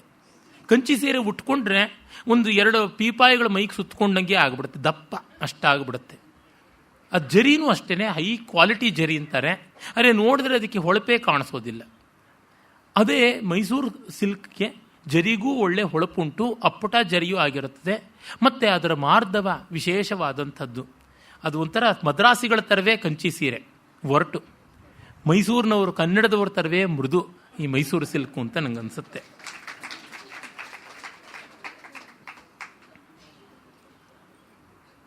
ಆಮೇಲೆ ಗುಣ ಅನ್ನುವುದಕ್ಕೆ ತಂತು, ನೂಲು ಅನ್ನುವ ಅರ್ಥವನ್ನು ಬೇರೆ ಇಟ್ಕೊಂಡಿರೋದುಂಟು. ಹೀಗಾಗಿ ಎಲ್ಲ ಗುಣಗಳು ಅನ್ನೋರ ಜೊತೆಗೆ ಒಳ್ಳೆ ನೇಯ್ಗೆಯಿಂದ, ನೂಲಿನಿಂದ ಇರತಕ್ಕಂಥದ್ದು. ಗಾದೆ ಉಂಟಲ್ಲ, ತಾಯಿಯಂತೆ ಮಗಳು, ನೂಲಿನಂತೆ ಸೀರೆ ಅಂತ. ಒಳ್ಳೆಯ ನೂಲು ಬಹಳ ಮುಖ್ಯವಾದದ್ದು. ಈ ಸಿಲ್ಕ್ ಸೀರೆಯಲ್ಲಿ ಆ ಒಂದು ರೇಷ್ಮೆಯ ಹುಳುಗಳ ಕೋಶ ಯಾವುದುಂಟು, ಕಕೂನ್ ಅಂತ ಕರೀತಾರಲ್ಲ, ಆ ಗೂಡಿನಿಂದ ತೆಗೀತಾರೆ. ಕೆಲವೊಮ್ಮೆ ಆ ಗೂಡಿನಿಂದ ಆ ಪತಂಗ ಹೊರಗೆ ಬಂದ ಮೇಲೆ ಅದು ಕತ್ತರಿಸಿಕೊಂಡು ಬಂದಿರುತ್ತದೆ. ಅದಕ್ಕೆ ಅಹಿಂಸಾ ರೇಷ್ಮೆ, ಹಿಂಸಾ ರೇಷ್ಮೆ ಅಂತ 2 ಥರ ಹೇಳ್ತಾರೆ. ನಾನ್ ವೈಲೆಂಟ್ ಆ್ಯಂಡ್ ವೈಲೆಂಟ್ ಅಂತ. ಈ ನಾನ್ ವೈಲೆಂಟ್ ರೇಷ್ಮೆ ಸೀರೆಯನ್ನು ಮಾಡುವುದು ಗೂಡಿಂದ ಆ ಪಕ್ಷಿಗಳು ಹೊರ ಬಂದ ಮೇಲೆ, ಅಂದರೆ ಪತಂಗಗಳು ಹೊರಗೆ ಬಂದ ಮೇಲೆ ಕತ್ತರಿಸಲ್ಪಟ್ಟ ಎಳೆಗಳಿಂದ ಮಾಡ್ತಾರೆ. ಹಾಗಾಗಿ ಎಳೆಗಳು ಅಖಂಡವಾಗಿರೋಲ್ಲ. ತುಂಡದ್ದನ್ನು ಹೊಸದು ಟ್ವಿಸ್ಟೆಡ್ ಯಾರ್ನ್ ಅಂತ ಕರೀತಾರೆ. ಟ್ವಿಸ್ಟೆಡ್ ಸ್ಯಾರಿ ಅಂತ ಕೂಡ ಕರಿತಾ ಇದ್ದಿದ್ದು ನಮ್ಮ ತಾಯಿ, ನನಗೆ ಜ್ಞಾಪಕ ಬರುತ್ತೆ. ಅದು ಸ್ವಲ್ಪ ಕಡಿಮೆ ಬೆಲೆನೂ ಇರುತ್ತೆ, ಆದರೆ ಅದು ಬಾಳಿಕೆ ಜಾಸ್ತಿ ಬರೋಲ್ಲ ಮತ್ತು ಸ್ವಲ್ಪ ದಪ್ಪಗಿರುತ್ತದೆ. ಯಾಕೆಂದರೆ ಅಖಂಡವಲ್ಲ, ಬೆಸ್ತು ಹೊಸ್ತು ಮಾಡಿರ್ತಾರೆ, ಹೀಗಿರ್ತದೆ. ಆದರೆ ಅಹಿಂಸೆಯ ಬಟ್ಟೆ ಅಂತನ್ನುವ ಸಮಾಧಾನ ಇರುತ್ತದೆ. ಈ ಪೀಡೆಗೆ ಬದಲಾಗಿ ಆ ರೇಷ್ಮೆನೇ ಬಳಸದೇ ಇದ್ದರೆ ಆಯಿತು ಅಂತ ನನಗನ್ಸುತ್ತೆ. ಇರಲಿ, ಚರ್ಮಣಿ ದ್ವೀಪಿನಂ ಹಂತಿ ಅಂತ ಎಲ್ಲ ವ್ಯಾಕರಣದಲ್ಲಿ ಹೇಳ್ತಾರೆ. ಚರ್ಮಕ್ಕೋಸ್ಕರವಾಗಿಯೇ ಹುಲಿ, ಸಿಂಹ, ಜಿಂಕೆ ಇತ್ಯಾದಿಗಳನ್ನೆಲ್ಲ ಕೊಲ್ತಾರೆ ಅಂತ. ನಮ್ಮ ತಪಸ್ವಿಗಳೆಲ್ಲ ಕೂತ್ಕೊಳ್ಳೋದು ಅದೇ ಚರ್ಮದ ಮೇಲೆ. ಯಾವ ಶಂಕರಾಚಾರ್ಯರನ್ನು ನೋಡಿ ಹುಲಿ ಚರ್ಮದ ಮೇಲೆ ಕೂತಿರ್ತಾರೆ. ಏನು ಮಾಡೋಣ. ಒಟ್ಟಿನಲ್ಲಿ ಆ ನೇಯ್ಗೆ ಗುಣದಿಂದ, ತಂತುವಿನಿಂದ, ನೂಲಿನಿಂದ ಆಗಿರುತ್ತದೆ. ಮಾತನ್ನು ಹಾಗೆ ಒಂದು ಬಟ್ಟೆಯಂತೆ ನೇಯಬೇಕು ಅಂತ. ಬಟ್ಟೆಗೆ ಎಷ್ಟು ಗುಣ ಉಂಟು, ನಮ್ಮನ್ನು ಕಾಪಾಡುತ್ತದೆ, ನಮ್ಮನ್ನು ಅಲಂಕರಿಸುತ್ತದೆ, ನಮ್ಮನ್ನು ಚಳಿ ಮಳೆ ಗಾಳಿಗಳಿಂದ ರಕ್ಷಿಸುವುದಲ್ಲದೆ ಅಂದ ಚಂದಗಳನ್ನು ಕೊಡುತ್ತದೆ. ಹೀಗೆ ಮಾತಿಗೆ ಇರುವ ಬಲ ನಮ್ಮನ್ನು ಕಾಪಾಡುವುದು, ನಮ್ಮನ್ನು ಭೂಷಣ ಮಾಡುವುದು, ಈ ಬಗೆಯಾದದ್ದೆಲ್ಲ ಉಂಟು ಅನ್ನುವ ಧ್ವನಿ ಕೂಡ ಬರ್ತದೆ. ತುಂಬ ಚೆನ್ನಾಗಿರ್ತಕ್ಕಂಥ ಪದ್ಯ ಕವಿ ಬರೆದಿದ್ದಾನೆ. ಮುಂದೆ ಹೇಳ್ತಾನೆ ಉದ್ಧವ, ವಿಶೇಷ ವಿದುಷಶಾಸ್ತ್ರಂ ಎತ್ತವೋದ್ಗ್ರಾಹ್ಯತೆ ಪುರಃ ಹೇತು ಪರಿಚಯ ಸ್ಥೈರ್ಯೇ ವಕ್ತುರ್ಗುಣನಿಕೈವಸ.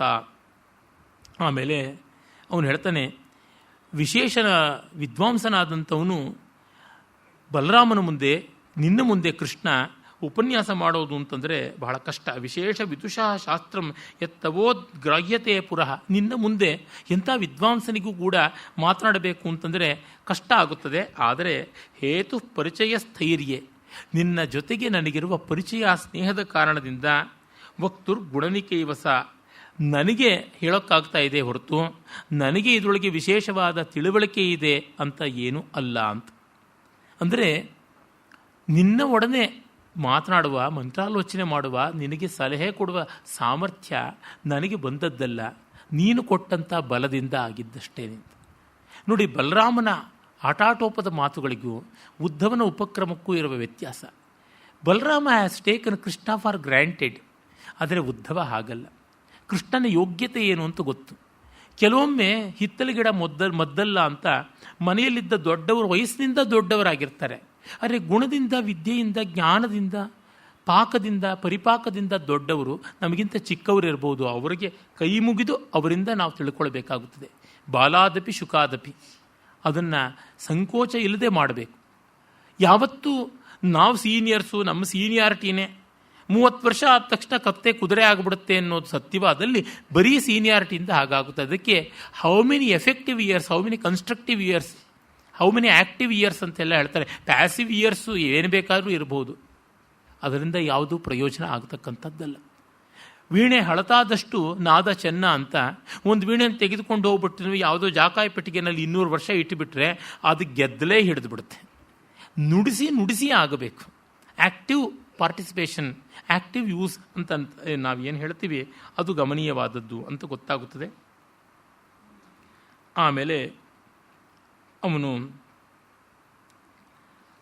ಮುಂದೆ ಹೇಳ್ತಾನೆ, ಇಲ್ಲಿ ಪೌರುಷ ಅನ್ನೋದು ಮುಖ್ಯವಲ್ಲ, ಪ್ರಜ್ಞೆ ಬೇಕು. ಪೌರುಷದ ಜೊತೆಗೆ ಪ್ರಜ್ಞೆಯೂ ಇರಬೇಕಾಗುತ್ತದೆ.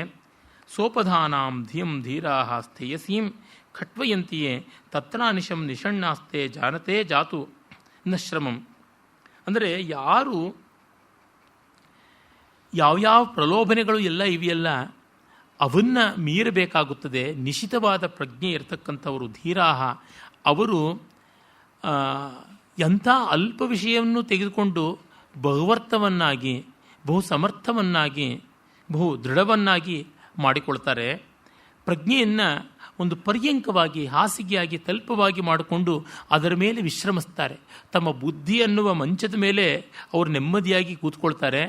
ಅವರು ಎಂದೂ ಶ್ರಮ ಮಾಡಿಕೊಳ್ಳದೆ ತತ್ರ ಅನಿಶಂ ನಿಷಣ್ಣಾಸ್ತೆ ಜಾನತೆ ಜಾತು ನಶ್ರಮಂ, ಶ್ರಮವಿಲ್ಲದೆ ಮಾಡ್ಕೋತಾರೆ. ಸಾಮಾನ್ಯವಾಗಿ ಮಂಚ ಅಂದರೆ ವಿಶ್ರಾಂತಿಗಾಗಿ, ಮಲಗುವುದಕ್ಕಾಗಿ, ನಿದ್ರೆ ಅಂತಂದರೆ ಅದು ಪ್ರಮತ್ತತೆ, ಆಲಸ್ಯ, ಮಂದತೆ ಇವುಗಳಿಗೆ ಸಂಕೇತ. ಆದರೆ ಬುದ್ಧಿವಂತರು ತಮ್ಮ ಬುದ್ಧಿಮತ್ತೆಯನ್ನೇ ಹಾಸಿಗೆಯಾಗಿ ಮಾಡಿಕೊಂಡು ಅದರ ಮೇಲೆ ವಿಶ್ರಮಿಸ್ತಾರೆ. ಪ್ರಜ್ಞೆ ಬಹಳ ಮುಖ್ಯವಾದದ್ದು ಅಂತ ಹೇಳ್ತಾನೆ. ಇಲ್ಲಿ ಖಟ್ವಯಂತಿ ಅನ್ನುವ ಒಂದು ಪದ ತುಂಬ ಸ್ವಾರಸ್ಯಕಾರಿಯಾಗಿದೆ. ಮಂಚವನ್ನಾಗಿ ಮಾಡಿಕೊಳ್ತಾರೆ ಅಂತನ್ನುವ ಅರ್ಥದಲ್ಲಿ ಬಳಕೆ ಮಾಡ್ತಾನೆ ಕವಿ. ಸ್ಪೃಶಂತಿ ಶರವತ್ತೀಕ್ಷ್ಣಾ ಸ್ತೋಕಮಂತರ್ವಿಶಂತಿ ಚ ಬಹುಸ್ಪೃಶಾಪಿ ಸ್ಥೂಲೇನ ಸ್ಥೀಯತೆ ಬಹಿರಶ್ಮವತ್. ಅದು ಮಾತ್ರವಲ್ಲದೆ ಬುದ್ಧಿ ನೈಶಿತ್ಯವನ್ನು ಹೊಂದಿದವರು ಬಾಣದ ಹಾಗೆ ಯಾವ ವಿಷಯವನ್ನು ಮುಟ್ಟಿದ್ರೂ ಅದರೊಳಗೆ ತಿವಿದುಕೊಂಡು ಹೊರಟೋಗ್ತಾರೆ ಅಂತ. ಹಾಗಲ್ಲದೆ ಪೆದ್ದರು ಕಲ್ಲಿದ್ದಂತೆ ಹೊರಗೆ ಬಿದ್ದಿರ್ತಾರೆ. ಒಂದು ಮರಕ್ಕೆ ಬಾಣವನ್ನು ಹೊಡೆದರೆ ಅದು ಕಚ್ಚಿಕೊಳ್ಳುತ್ತೆ, ಒಳಗೆ ಸೀಳಿಕೊಂಡು ಹೋಗುತ್ತೆ. ಅದೇ ಕಲ್ಲನ್ನು ಹೊಡೆದರೆ ಅದರ ಆಚೆಗೆ ಬೀಳುತ್ತದೆ ಅಷ್ಟೇ. ಆ ಒಳಕ್ಕೆ ಭೇದನ ಮಾಡಿಕೊಂಡು ಹೋಗ್ತಕ್ಕಂಥ ಶಕ್ತಿ ಮೊನಚಾದ ಬುದ್ಧಿಗೆ ಉಂಟು, ತೀಕ್ಷ್ಣವಾದ ಬುದ್ಧಿಗೆ ಉಂಟು ಅಂತ. ಕೆಲವರಿಗೆ ವಿಷಯಗಳು ತುಂಬ ಚೆನ್ನಾಗಿ ಅರ್ಥವಾಗುತ್ತವೆ, ಹೆಚ್ಚಿನ ವಿವರಣೆ ಕೊಡಬೇಕಾಗಿಲ್ಲ, ಅವರು ಸ್ವಯಂ ಎಲ್ಲವನ್ನ ಗ್ರಹಣ ಮಾಡಿಕೊಳ್ತಾರೆ. ಅಂಥವ್ರನ್ನ ನಮ್ಮ ಸಂಪರ್ಕದಲ್ಲಿ ಇಟ್ಕೊಂಡಾಗ ಅಧ್ಯಾಪಕರಾದವರು ನಾವು ಅವರಿಗೇನೋ ಹೇಳಿಕೊಟ್ವಿ ಅಂತ ಭಾವಿಸಿಕೊಳ್ಬಾರ್ದು. ಅವ್ರ ಪ್ರಜ್ಞೆ ಗ್ರಹಿಸ್ತು ನಮ್ಮದಲ್ಲ ಅಂತ ಅಂದ್ಕೋಬೇಕು. ಕೆಲವರು ಈಗಲೂ ನನ್ನ ಸ್ನೇಹಿತ ವಲಯದಲ್ಲಿ ಎಲ್ಲ ಹೇಳುವುದುಂಟು, ನಿಮ್ಮಿಂದ ಅವರು ಕಲ್ತ್ಕೊಂಡ್ರು, ಈ ತರಹ ಎಲ್ಲ. ನನ್ನ ಸ್ನೇಹಿತರನ್ನು ಎಷ್ಟೋ ಜನ ನಿಮ್ಮ ಶಿಷ್ಯರು ಅಂತ ಬೇರೆಯವರು ಹೇಳೋದುಂಟು. ತಪ್ಪು, ಅದು ಸರ್ವಥಾ ಅವಿವೇಕ. ನನ್ನ ಶಿಷ್ಯರು ಯಾರೂ ಇಲ್ಲ, ಸ್ನೇಹಿತರಾದವರು. ಅವ್ರಿಗೆ ನಾನು ಯಾವುದೂ ಹೇಳಿಕೊಟ್ಟಿದ್ದಿಲ್ಲ. ಇದು ಚೆನ್ನಾಯಿತು ನೋಡಿ, ಇದು ಹಾಗೆ ಅಂತ ಸಲಹೆ ಸೂಚನೆ ಕೊಟ್ಟಿದ್ದುಂಟು. Suggestion is different, teaching is different, educating is entirely different. ಆ ಸಲಹೆ ಸೂಚನೆಯನ್ನು ಯಾರು ಕೊಡ್ತಾರೆ? ರಸ್ತೆಯಲ್ಲಿ ಹೋಗ್ತಾ ಇದ್ದಾಗ ನಾವು ಯಾರನ್ನೋ ಕೇಳ್ತೀವಿ, ಈ ರಸ್ತೆಯಿಂದ ಹೋದರೆ ಆ ಅಂಗಡಿ ಸಿಗುತ್ತಾ ಅಂತ, ಈ ಕಡೆ ಎಡಗಡೆಗೆ ತಿರ್ಕೊಂಡು ಹೋಗಿ ಅಂತ ಅಷ್ಟು ಮಾತ್ರದ್ದು ಕೊಟ್ಟಿರೋದು. ಅದಕ್ಕೆ ಕೃತಜ್ಞತೆ ಇರಲಿ. ಆದರೆ ಅದನ್ನು ತುಂಬ ದೊಡ್ಡದು ಅಂತ ಕಾಲು ಚಾಚ್ಕೊಂಡು ಬೀಳು ಕಾಲಿಗೆ ನನ್ನ ಗುರು ಅಂತ ಹೇಳ್ಕೊಂಡು ತಿರುಗು, ಅದು ಮಹಾ ಅವಿವೇಕ. ಈಗ ಈ ಗುರುಗಾರಿಕೆ ರೌಡಿಗಾರಿಕೆ ತರಹ ತುಂಬ ಜಾಸ್ತಿ ಆಗಿಬಿಟ್ಟಿದೆ. ತುಂಬ ಅವಿವೇಕ. ಟಿ ವಿನಲ್ಲಿ ಯಾರು ನೋಡಿದ್ರು ಗುರುಗಳೇ, ಅವ್ರಿಗೆ ಮುಂದೆ ಯಾವಳೋ ಒಬ್ಬಾಕಿ ಸೀರೆ ಉಟ್ಕೊಂಡು ಕೂತ್ಬಿಡ್ತಾಳೆ, ಗುರುಗಳೇ ಹೇಳಿ, ಗುರುಗಳೇ ಹಾಡಿ ಅಂತ. ಎಂಥದ್ದು ಬೆಂಕಿ ಬಿತ್ತು. ಯಾರು ಗುರುಗಳು? ಉಭಾವಪ್ಯಶ್ವತಶಾಸ್ತ್ರ ಉಭಾವಪ್ಯ ಜಡಾತ್ಮಕವು ಅಹೋ ಮೋಹಸ್ಯ ಮಹಾತ್ಮ್ಯಂ ತತ್ರೈಕ ಶಿಷ್ಯತಾಮೃತ. ಇಬ್ಬರು ಪೆದ್ರು, ಇಬ್ಬರು ಹೆಡ್ರು. ಅರೆ ಒಬ್ಬ ಗುರು ಅಂತೆ, ಇನ್ನೊಬ್ಬ ಶಿಷ್ಯ ಅಂತೆ, ಅದೇ ಅವಿವೇಕದ ಮಹಾತ್ಮ್ಯ ಅಂತ. ಹಾಗ ಅಲ್ಲ, ತುಂಬ ದೊಡ್ಡ ಹೆಸರು ಅದು, ದೊಡ್ಡ ಒಂದು ತಪಸ್ಸಿನ ಸ್ಥಾನ. ಎಲ್ಲರೂ ಹಂಗೆ ಮಾಡ್ಕೊಳ್ಳೋಂಥದ್ದಲ್ಲ. ಯಾರು ಗೋಗುರು ಅಧಿಗತ ತತ್ವ ಶಿಷ್ಯ ಹಿತೋದ್ಯತ ಸತತಂ, ಶಿಷ್ಯರ ಹಿತವನ್ನೇ ಸರ್ವದಾ ಚಿಂತಿಸಿಕೊಂಡು ಸಕಲ ಶಾಸ್ತ್ರ ತತ್ವಾರ್ಥಗಳನ್ನು ಹೃದ್ಗತವಾಗಿ ಮಾಡಿಕೊಂಡಂಥವನನ್ನು ಗುರು ಅಂತ ಕರೆಯಬೇಕು. ಸುಮ್ಮನೆ ಎಲ್ರಿಗೂ ಕರೆಯುವಂಥದ್ದು ತುಂಬ ಸವಕಲಾಗಿಬಿಡುತ್ತೆ. ಅದಕ್ಕಿಂತ ಕೆಟ್ಟ ಮಾತು ಬೈಯೋದ ಮೇಲೂ ಅಂತ ಎಷ್ಟೋ ಸತಿ ಹೇಳಿದ್ದೀನಿ. ಆ ಮಗನೇ ಈ ಮಗನೇ ಅಂತ ಹೇಳೋದೇ ಉತ್ತಮ, ಗುರು ಅಂತ ಹೇಳೋದಕ್ಕಿಂತ ಅಂತ.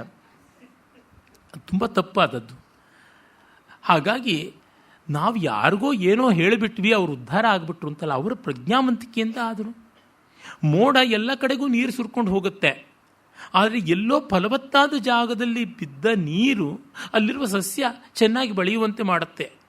ಹಾಗಾಗಿ ಎಲ್ಲರಿಗೂ ಹೇಳಿದ್ರು ಆಗದೇ ಇರೋದು ಯಾರಿಗೂ ಹೇಳಿದ್ರೆ ಆಗುತ್ತದೆ ಅಂದರೆ ಹೇಳಿದ ಮಾತಿನ ಮಹಾತ್ಮ್ಯ ಅಲ್ಲ, ಕೇಳಿಕೊಂಡವರ ಸತ್ವ ದೊಡ್ಡದು ಅಂತ ಅನಿಸುತ್ತದೆ. ಆ ಕಾರಣದಿಂದ ತೀಕ್ಷ್ಣ ಬುದ್ಧಿ ಬಾಣ ಇದ್ದಂತೆ ಸರ್ವತ್ರ ಭೇದಿಸಿಕೊಂಡು ಹೋಗುತ್ತದೆ. ಆ ಕಾರಣದಿಂದಲೇ ಕಾಳಿದಾಸ ಮಹಾಕವಿ ಮಾಲವಿಕಾಗ್ನಿ ಮಿತ್ರದಲ್ಲಿ ಮಾಲವಿಕೆಗೆ ನೃತ್ಯ ಪಾಠವನ್ನು ಹೇಳ್ತಾ ಇದ್ದ ಗಣದಾಸನ ಬಾಯಿಂದ ಒಂದು ಮಾತನ್ನು ಹೇಳ್ತಾನೆ. ಪಾತ್ರವಿಶೇಷೇನ್ಯಸ್ತಂ ಗುಣಾಂತರಂ ವ್ರಜತಿ ಶಿಲ್ಪ ಮಾಧಾತು ಜಲಮಿವ ಸಮುದ್ರ ಶುಕ್ತೌ ಮುಕ್ತಾಫಲತಾಂ ತರಾಂ ಭಜತೆ ಅಂತ. ಪಾತ್ರಗಳು ಅಂತಿರುತ್ತವೆ, ಯೋಗ್ಯದಲ್ಲಿ ಪಾತ್ರದಲ್ಲಿ ಇಟ್ಟಾಗ ಅದು ಅತಿಶಯವಾಗುತ್ತದೆ. ಅದೇ ಮಳೆ ಹನಿ ಸ್ವಾತಿ ನಕ್ಷತ್ರದಲ್ಲಿ ಕಪ್ಪೆ ಚಿಪ್ಪಲ್ಲಿ ಬಿದ್ದು ಮುತ್ತೇ ಆಗುತ್ತದೆ. ಮಳೆ ಹನಿಗೆ ಮುತ್ತಿನ ಶಕ್ತಿ ಇಲ್ಲ, ಆ ಚಿಪ್ಪಿಗೆ ಆ ಮುತ್ತನ್ನು ನಿರ್ಮಾಣ ಮಾಡುವ ಶಕ್ತಿ ಇದ್ದರಿಂದ ಒಂದು ನೀರಿನ ಹನಿಯೂ ಮುತ್ತಾಯಿತು. ಹಾಗೆ ನಾನು ಮಾಲವಿಕೆಯನ್ನು ತಯಾರು ಮಾಡಿದೆ ಅಂತಲ್ಲ, ಅವಳು ತಯಾರಾಗಿದ್ದಾಳೆ. ಹಾಗಾಗಿ ಉಪದೇಶ ವೇಳೆಯಲ್ಲಿ ನಾನು ಏನೇನು ಮಾಡ್ತೀನಿ ಅದನ್ನು ಅವಳು ಮಾಡಿ ತೋರಿಸಿದಾಗ ಸಾಮೇ ಪ್ರತ್ಯುಪದೇಶತೀವ ಬಾಲ, ಅವಳೇ ನನಗೆ ಪಾಠ ಹೇಳ್ತಾ ಇದ್ದಾಳೆ, ನಾನು ಅವಳಿಗೆ ಪಾಠ ಹೇಳ್ತಾ ಇಲ್ಲ ಅಂತ ಅನಿಸುತ್ತದೆ ಅಂತ. ನಿಜವಾಗಲೂ ಅದು ಪುಣ್ಯ, ಹೇಳುವವರ ಪುಣ್ಯ. ಯಾಕೆಂದರೆ ಅವರಿಗೆ ಯಾರ ಮೂಲಕವಾಗಿ ಕಲಿತವರು ಅಂತ ಅಂದುಕೊಂಡವ್ರ ಮೂಲಕ ಬರುತ್ತದೆಯೋ ಅದು ಇನ್ನೂ ಅತಿಶಯವಾಗಿ ಕಾಣಿಸುತ್ತದೆ. ಅದು ತುಂಬ ದೊಡ್ಡದಾದದ್ದು. ಆ ಬಗೆಗೆ ಶ್ರೋತೃ ಗೌರವ ನಮ್ರತೆ ತುಂಬ ಇರಬೇಕಾಗುತ್ತದೆ. ಆಮೇಲೆ ಮುಂದೆ ಹೇಳ್ತಾನೆ, ಉದೇತು ಮತ್ಯಜನ್ ನೀಹಾಂ ರಾಜಸು ದ್ವಾದಶಸ್ವಪಿ ಜಿಗೀಷು ರೇಖೋ ದಿನಕೃತ ಆದಿತ್ಯೇಶ್ವಿವ ಕಲ್ಪತೆ. ತುಂಬ ಜನ ಬೇಕಾದಂತೆ ಇದ್ದಾರೆ, ತಿಳುವಳಿಕೆ ಮಾಡಿಕೊಂಡಂಥವರು, ಬೇಕಾದಂತೆ ಜ್ಞಾನವನ್ನು ಬೆಳೆಸ್ಕೊಂಡಂಥವರು ಅಂತ ಯಾರನ್ನೂ ನಾವು ಹೆಸರು ಹಿಡಿದು ಬೇಕಾದರೆ ನೋಡಬಹುದು. ಆದರೆ ಎಲ್ಲರಿಗೂ ಕೂಡ ಆ ಬಗೆಯ ಒಂದು ಸ್ಥೈರ್ಯ ಬರೋದಿಲ್ಲ. ತಿಳುವಳಿಕೆ ಅನ್ನೋದು ಬೇರೆ, ಅದನ್ನು ಸಮರ್ಥವಾಗಿ ಬಳಸ್ಕೊಳ್ತಕ್ಕಂಥದ್ದು ಅನ್ನೋದು ಬೇರೆ. ಹಾಗೆಯೇ ತುಂಬ ಜನ ಪ್ರಜ್ಞಾ ವಿಶೇಷವನ್ನು ಹೊಂದಿದ್ದೀವಿ ಅಂತ ಭ್ರಮಿಸಿಕೊಂಡವರು ಇರ್ತಾರೆ. ಆದರೆ ಅವ್ರದ್ದು ರೀತಿಯೇ ಬೇರೆ. 10 ಜನ ಬುದ್ಧಿವಂತರು ಅನ್ನೋರಲ್ಲಿ ಒಬ್ಬ ಅಸಾಮಾನ್ಯನಾಗಿರ್ತಾನೆ. ದ್ವಾದಶಾದಿತ್ಯರು ಅಂತ ಇದ್ದಾರೆ. ದಾತ, ಮಿತ್ರ, ಆರ್ಯಮ, ಶಕ್ರ, ವರುಣ, ಅಂಶ, ಭಗ, ವಿವಸ್ವಾನ್, ಪೂಷ, ಸವಿತ್ರ, ತ್ವಷ್ಟ್ರ, ವಿಷ್ಣು ಅಂತ 12 ಜನ ಇದ್ದಾರೆ. ಅವರಲ್ಲಿ ಆದಿತ್ಯ ತುಂಬ ವಿಶಿಷ್ಟನಾದವನು, ಬಹಳ ದೊಡ್ಡವನು ಅಂತ ಅನಿಸ್ಕೊಂಡ ಅಂತ.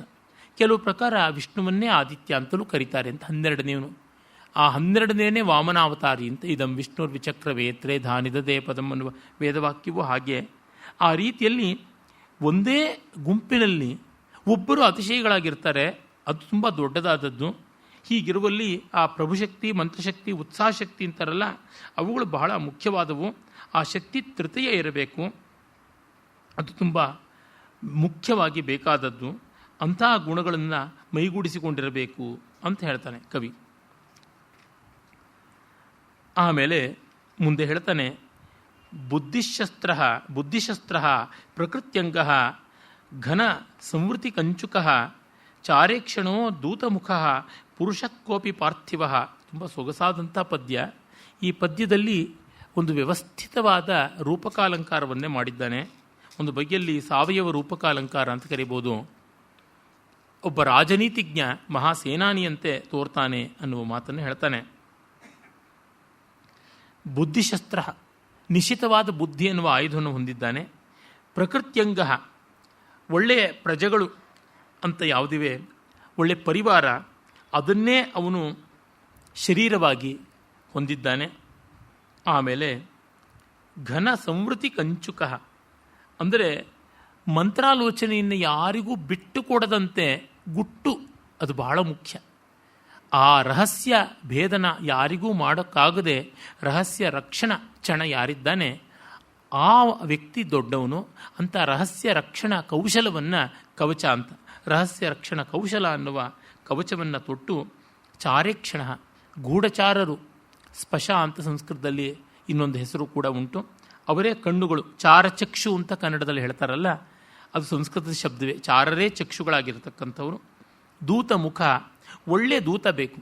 ದೂತ ಅಂದರೆ ಈ ಕಾಲದಲ್ಲಿ ಅಂಬಾಸಿಡರ್ ಅಂತ ಹೇಳ್ಬೋದು, ಸಂಧಿ ವಿಗ್ರಹಿ ಅಂತಲೂ ಸಂಸ್ಕೃತದಲ್ಲಿ ಕರೀತಾರೆ. ಒಳ್ಳೆಯ ದೌತ್ಯ ತುಂಬ ಮುಖ್ಯ. ಹನುಮಂತನಂಥ ದೂತ ಬೇಕು. ರಾಮ ಹನುಮಂತನನ್ನು ಕಂಡಾಗ ಮೊದಲಿಗೆ ಹೇಳ್ತಾನಲ್ಲ, ಇಂಥ ದೂತ ಇದ್ದರೆ ಯಾರು ತಾನೇ ರಾಜಕೀಯದಲ್ಲಿ ಎಂತೆಂಥ ಯುದ್ಧಗಳಲ್ಲಿ ಕೂಡ ಗೆಲ್ಲಬಲ್ಲರು. ಯಾಕೆಂದರೆ ಒಳ್ಳೆ ಮಾತಾಡಿ ಯಾವ ಶತ್ರುವನ್ನು ಮರಳು ಮಾಡಬಲ್ಲರು, ಎಂಥ ಬಿಕ್ಕಟ್ಟಿನ ಸನ್ನಿವೇಶವನ್ನು ತಿಳಿಗೊಳಿಸಬಲ್ಲರು ಅಂತ. ದೂತ ಮುಖ ಪುರುಷಕ್ಕೋಪಿ ಪಾರ್ಥಿವ, ಇಂಥ ವ್ಯಕ್ತಿ ನಿಜವಾಗಿ ಯೋಧ ಅನ್ನಿಸ್ಕೊಳ್ತಾನೆ. ಇದು ಬಹಳ ಮುಖ್ಯ ಬೇಕಾಗಿರೋದು. ತೇಜ ಕ್ಷಮಾ ವಾ ನೈಕಾಂತಂ ಕಾಲಜ್ಞಸ್ಯ ಮಹೀಪತೇ ನೈಕಮೋಜ ಪ್ರಸಾದೋ ವಾ ರಸಭಾವ ವಿಧಕ್ಕವೇ. ಆಮೇಲೆ ಇನ್ನೂ ಒಂದು ಅಂಶವನ್ನು ಅವನು ಹೇಳ್ತಾನೆ. ಅಂದರೆ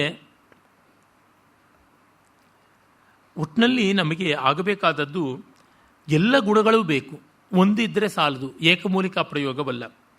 ತೇಜಸ್ಸು, ಪ್ರತಾಪ, ಕ್ಷಮೆ, ತಾಳ್ಮೆ, ಇವು ಎರಡು ಅದರೇ ಸಾಕು, ಒಂದೊಂದೇ ಸಾಕು ಅಂತಲ್ಲ. ನ ಏಕಾಂತಂ ಕಾಲಜ್ಞಸ್ಯ ಮಹೀಪತೆ, ಏಕಾಂತಂ ಅಂದರೆ ದಟ್ ಅಲೋನ್ ಅನ್ನುವಂಥದ್ದಲ್ಲ. ರಾಜನಿಗೆ ಎಲ್ಲ ಬೇಕು. ಅದು ಹೇಗೆ? ನೈಕಮೋಜ ಪ್ರಸಾದೋ ವಾ ರಸಭಾವ ವಿಧಕ್ಕವೇ.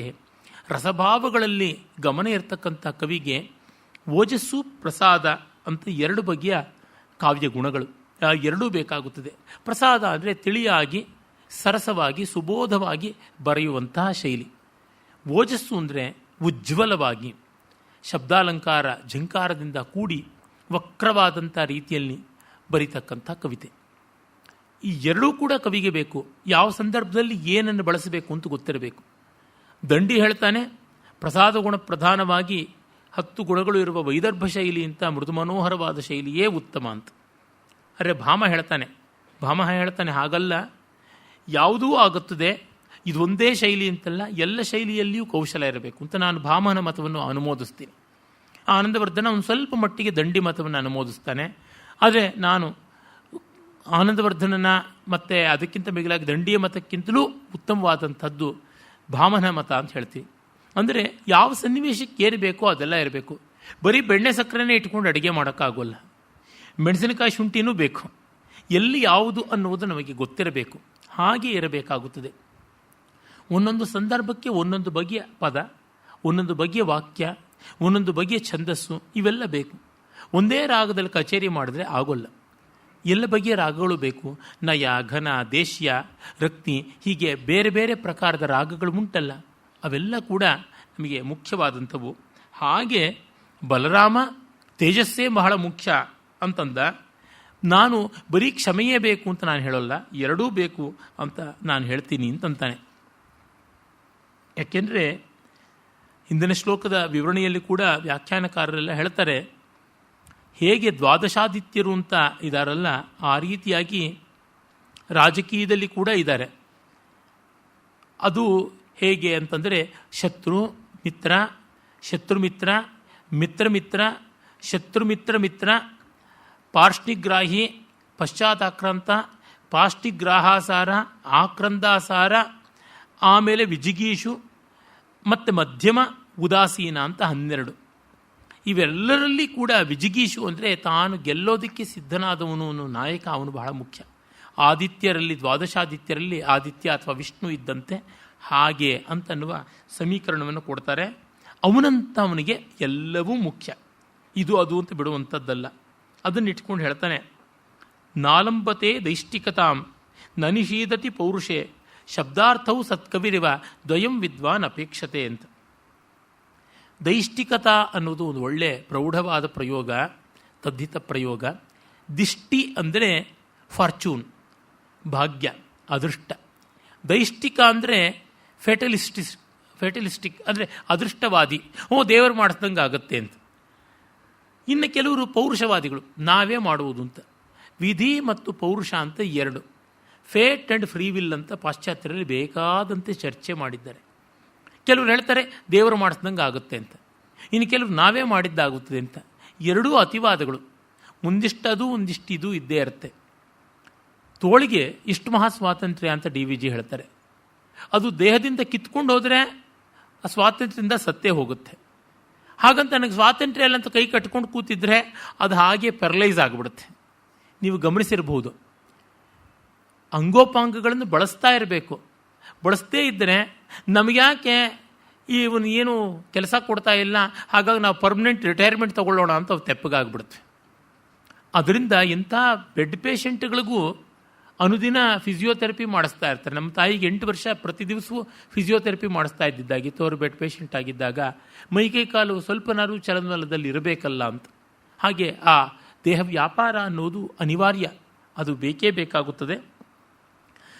ಹಾಗೆ ತೋಳಿಗೆ ಯಾವ ರೀತಿಯಲ್ಲಿ ಸ್ವಾತಂತ್ರ್ಯ ಒಂದು ಪರಿಮಿತಿಯಲ್ಲಿ ಉಂಟು, ಎರಡೂ ಬಗೆಯ ಸ್ಥಿತಿಗತಿಗಳು ಎರಡೂ ಬೇಕು.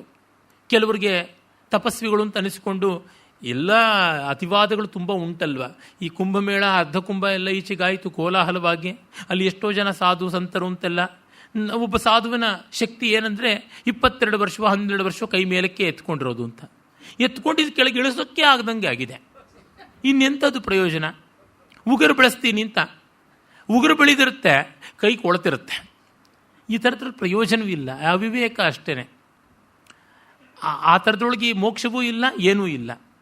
ಅದನ್ನು ನೋಡಿ ಚಂದ ದುಡ್ಡು ಹಾಕ್ತಾರಲ್ಲ, 10 ರೂಪಾಯಿ 8 ಆಣೆ, ಈ ಥರದ್ದಷ್ಟೇ ಅವ್ರಿಗೆ ಬದುಕ್ತಕ್ಕಂಥ. ಅದಕ್ಕೆ ಬದಲಾಗಿ ಚೆನ್ನಾಗಿ ಮೈ ಬಗ್ಗಿಸಿ ದುಡಿದ್ರೆ ಆದೀತು, ಎಷ್ಟೋ ಚೆನ್ನಾಗಿ ಸಂಪಾದಿಸ್ಬೋದು.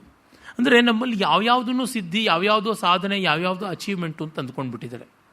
ಅದಕ್ಕೆ ಯಾವ ಅಳತೆ ಅನ್ನೋದೇ ಇಲ್ಲ. ಅಜ್ಞಾನ, ತುಂಬ ಅಜ್ಞಾನ. ಅದು ಹಾಗೆ ಮಾಡಬಾರ್ದು, ವಿವೇಕದಿಂದ ನೋಡಬೇಕು.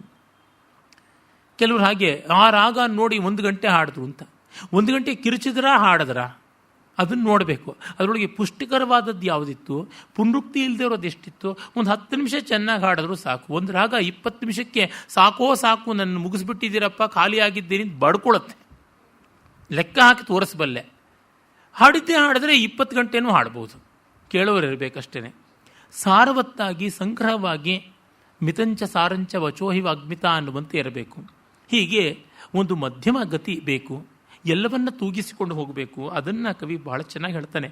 ಬರೀ ದೈವವಾದಿಗಳಾದರೂ ಪ್ರಯೋಜನವಿಲ್ಲ, ಬರೀ ಪೌರುಷವಾದಿಗಳಾದರೂ ಪ್ರಯೋಜನವಿಲ್ಲ.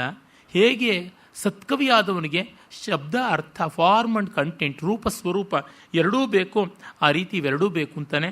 ಈ 2 ಶ್ಲೋಕಗಳಲ್ಲಿ ನಾವು ತುಂಬ ಚೆನ್ನಾಗಿ ನೈಕಮೋಜ ಪ್ರಸಾದೋವ ಅನ್ನೋದ್ರೊಳಗೆ ಇದರೊಳಗೆ ತುಂಬ ಚೆನ್ನಾದ ಅಲಂಕಾರ ಶಾಸ್ತ್ರ ಪಾಂಡಿತ್ಯ ಕವಿಗೆ ಹೇಗಿತ್ತು ಅಂತ ನೋಡ್ತೀವಿ. ಮುಂದೆ ಇನ್ನೂ ಒಂದು ಸ್ವಾರಸ್ಯವನ್ನು ಅಲಂಕಾರ ಶಾಸ್ತ್ರದ್ದೇ ಹೇಳ್ತಾನೆ. ಸ್ಥಾಯಿನೋರ್ಥೆ ಪ್ರವರ್ತಂತೆ ಭಾವಾ ಸಂಚಾರಿಣೋ ಯಥಾ ರಸಸ್ಯೇಕಸ್ಯ ಭೂಯಾಂಸಃ ತಥಾ ನೇತುರ್ಮಹೀಭೃತಃ ಅಂತ ಹೇಳ್ತಾನೆ. ತುಂಬ ಚೆನ್ನಾಗಿರ್ತಕ್ಕಂಥ ಮಾತು ಇದು. ಅಂದರೆ ರಸಕ್ಕೆ ಸ್ಥಾಯಿ ಭಾವ ಬಹಳ ಮುಖ್ಯ. ಸ್ಥಾಯಿಯೇ ರಸವಾಗಿ ಪರಿಣಮಿಸುತ್ತದೆ ಅಂತ ನಾಟ್ಯಶಾಸ್ತ್ರಕಾರರು ಹೇಳ್ತಾರೆ. ಸ್ಥಾಯಿನಃ ಅರ್ಥೇ ಪ್ರವರ್ತಂತೆ ಭಾವಾ ಸಂಚಾರಿಣೋ ಯಥ. ಆ ಸ್ಥಾಯಿ ಭಾವ ಪುಷ್ಟವಾಗಬೇಕು ಅಂದರೆ ಸಂಚಾರಿ ಅಥವಾ ವ್ಯಭಿಚಾರಿ ಭಾವಗಳು ತುಂಬ ಸಮೃದ್ಧವಾಗಿರಬೇಕು ಅಂತ. ಒಂದು ಉದಾಹರಣೆಯಿಂದ ಹೇಳೋದಾದರೆ, ಪಾಯಸಕ್ಕೆ ಸ್ಥಾಯಿ ಭಾವ, ಸ್ಥಾಯಿ ರುಚಿ ಸಿಹಿ, ಅಂದರೆ ಬೆಲ್ಲವೋ ಸಕ್ಕರೆಯೋ ಅದು ಸ್ಥಾಯಿ. ಆಮೇಲೆ ಅದಕ್ಕೆ ಕಡಲೆಬೇಳೆ ಪಾಯಸ ಆದರೆ ಕಡಲೆಬೇಳೆ ಹಾಕೋದು, ಗಸಗಸೆ ಪಾಯಸ ಆದರೆ ಗಸಗಸೆ ಹಾಕುವಂಥದ್ದು, ಸಬ್ಬಕ್ಕಿ ಪಾಯಸ ಅಂದರೆ ಸಬ್ಬಕ್ಕಿ, ರವೆ ಪಾಯಸ ಅಂದರೆ ರವೆ, ಅಕ್ಕಿ ಪಾಯಸ ಅಂದರೆ ಅಕ್ಕಿ, ಇವೆಲ್ಲ ಹಾಕುವಾಗ ಅವುಗಳಲ್ಲಿ ಸಿಹಿ ದೊಡ್ಡದಾಗಿಲ್ಲ. ಇಲ್ಲ ಇದರೊಳಗೂ ಶುಗರ್ ಕಂಟೆಂಟ್ ಇದೆ ಅಂದರೆ ಲ್ಯಾಬ್ರೇಟರಿಲಿ ಟೆಸ್ಟ್ ಮಾಡಬೇಕು, ನಮ್ಮ ನಾಲಿಗೆ ಕಾಣಿಸೋಲ್ಲ. ಯಾವ ಮಹಾನುಭಾವನು ನಾಲಿಗೆ ಮೇಲೆ ಸಬ್ಬಕ್ಕಿ ಹಾಕೊಂಡು ಆಹಾ ಇದು ತುಂಬ ಸಿಹಿಯಾಗಿದೆ ಅಂತ ಹೇಳಿದ್ರೆ ಅವನು ಬುದ್ಧಿ ನೆಟ್ಟಿಗಿಲ್ಲ ಅಂತಾರೆ. ಹಾಗಾಗಿ ಈ ಮಿಕ್ಕ ವ್ಯಭಿಚಾರಿಗಳು ಅಂತ ಏನು ಬರುತ್ತವೆ ಅದಕ್ಕೆ ಹಾಕತಕ್ಕಂಥ ಒಂದು ಗೋಡಂಬಿಯಲ್ಲಿ, ಒಂದು ಬಾದಾಮಿನಲ್ಲಿ, ಅಥವಾ ಕೇಸರಿಯಲ್ಲಿ, ಇಲ್ಲವೇ ಪಚ್ಚಕರ್ಪೂರದಲ್ಲಿ, ಅಥವಾ ಏಲಕ್ಕಿಯಲ್ಲಿ, ಈ ರೀತಿಯಲ್ಲಿ ಬೇರೆ ಪರಿಮಳಕಾರಕ ದ್ರವ್ಯಗಳು ಮತ್ತೊಂದರೊಳಗೆ ಸಕ್ಕರೆಯ ಅಂಶ ಎದ್ದು ತೋರುವಂಥದ್ದಲ್ಲ, ಕೆಲವು ಕಡೆ ಇಲ್ಲವೇ ಇಲ್ಲ. ಆದರೆ ಅವೆಲ್ಲ ಸೇರಿ ಪಾಯಸ ಅನ್ನುವ ಒಂದು ಸಿಹಿಯ ಪದಾರ್ಥಕ್ಕೆ ಎಲ್ಲಿಲ್ಲದ ರುಚಿಯನ್ನು ಕೊಡುತ್ತವೆ. ಹೀಗಾಗಿ ಅದು ವ್ಯಭಿಚಾರಿ ಭಾವ ಇದ್ದಂತೆ.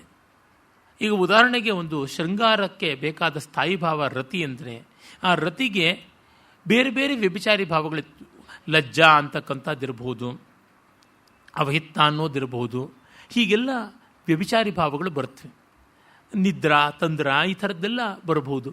ನಾಯಿಕೆ ಪತಿಯ ಮೇಲೆ ಮುನಸು ಮಾಡಿಕೊಂಡು ಮಲಗಿಬಿಟ್ಟಿದ್ದಾಳೆ ಸತ್ಯಭಾಮೆ, ಕೃಷ್ಣರೇ ಬಂದು ಸಮಾಧಾನ ಮಾಡಬೇಕು ಅಂತ. ಆ ಶೃಂಗಾರ ಸ್ಥಾಯಿಯಲ್ಲಿ ತಂದ್ರ ಅಂತಕ್ಕಂಥದ್ದು, ಆಮರ್ಷ, ಮುನಿಸು ಅಂತಕ್ಕಂಥದ್ದು ಇವೆಲ್ಲ ವ್ಯಭಿಚಾರಿಗಳಾಗಿ ಬಂದಿರುತ್ತೆ. ಹೀಗೆ ನಾಯಕ ಒಬ್ಬ, ಅವನ ಉದ್ದೇಶ ಒಂದು ಸ್ಥಾಯಿ ಆದರೆ ಮಿಕ್ಕೆಲ್ಲವೂ ವ್ಯಭಿಚಾರಿಗಳಾಗಿ ಬರಬೇಕಾಗುತ್ತದೆ. ಆ ವ್ಯಭಿಚಾರಿಗಳೆಲ್ಲ ಸ್ಥಾಯಿಯನ್ನು ಹಿಂಬಾಲಿಸಬೇಕು. ರಸಸ್ಯೈಕಸ್ಯ ಭೂಯಾಂಸ ತಥಾ ನೇತುರ್ಮಹೀಭೃತ. ಹಾಗೆ ನಾಯಕನಾದವನಿಗೆ ಮಿಕ್ಕೆಲ್ಲವೂ ಹೊಂದಿಕೊಂಡು ಬರಬೇಕು. ಇದು ತುಂಬ ಏಕಸ್ಯೇವ ನೇತು ಜಿಗೀಶೋ ನಾಯಕಸ್ಯಾರ್ಥೆ ಪ್ರಯೋಜನೆ ಭೂಯಾಂಸ ಮಹೀಭೃತ ರಾಜಾನ ಪ್ರವರ್ತಂತೆ ಸ್ವಯಮೇವಾಸ್ಯ ಕಾರ್ಯಸ್ಯ ಸಾಧಯಂತೀತಿ ಅರ್ಥ. ಹೀಗೆ ಅಂತ ಮಲ್ಲಿನಾಥ ಅದೇ ಅಭಿಪ್ರಾಯವನ್ನು ತಿಳಿಸ್ತಾನೆ. ಆಮೇಲೆ ಈಗ ಹೇಳ್ತಾನೆ, ನಾವು ಕಾಲು ಕೆರೆಕೊಂಡು ಶಿಶುಪಾಲನ ಮೇಲೆ ಯುದ್ಧಕ್ಕೆ ಹೋಗದೇ ಇರುವುದು ಒಳ್ಳೆಯದು ಅಂತ ಈಗ ತನ್ನ ಪಕ್ಷ ಹೇಳ್ತಾನೆ. ಮೊದಲು ನೋಡಿ, ಬಲರಾಮನು ಮಾತಾಡಿದ ಮೇಲೆ ಯಾರೂ ಆಡಬೇಕಾದ್ದಿಲ್ಲ ಅಂತ ಆರಂಭ ಮಾಡಿ, ಪರಾಕ್ರಮನೂ ಬೇಕು, ನೈವಂತಿಕೆನೂ ಬೇಕು ಅಂತ ಹೇಳಿ, ನೈವಂತಿಕೆನೇ ಈಗ ಬೇಕು ಅಂತಾನೆ 3 ಹಂತದಲ್ಲಿ. ಮೊದಲು ಬಲರಾಮ ಹೇಳಿದ್ದೆಲ್ಲ ಸರಿ ಅಂತ, ಬಲರಾಮ ಹೇಳಿದ್ರ ಜೊತೆಗೆ ಮತ್ತೊಂದಷ್ಟು ಇದೆ ಅಂತ, 3ನೇದಾಗಿ ಬಲರಾಮನ ಮಾತು ಸರಿ ಇಲ್ಲ ಅಂತ. ವಾದಕ್ರಮ ಯಾವ ಥರ ಬಂದಿದೆ, ಇದನ್ನು ಚೇಂಜ್ ಆಫ್ ಗ್ರೌಂಡ್ಸ್ ಅಂತ ಹೇಳಲ್ಲ, ಇಟ್ ಈಸ್ ಸ್ಟ್ರಾಟಜಿ ಅಂತ ಹೇಳ್ತಾರೆ. ಬೇರೆ ಬೇರೆಯಾಗಿ ಬರ್ತಕ್ಕಂಥದ್ದು.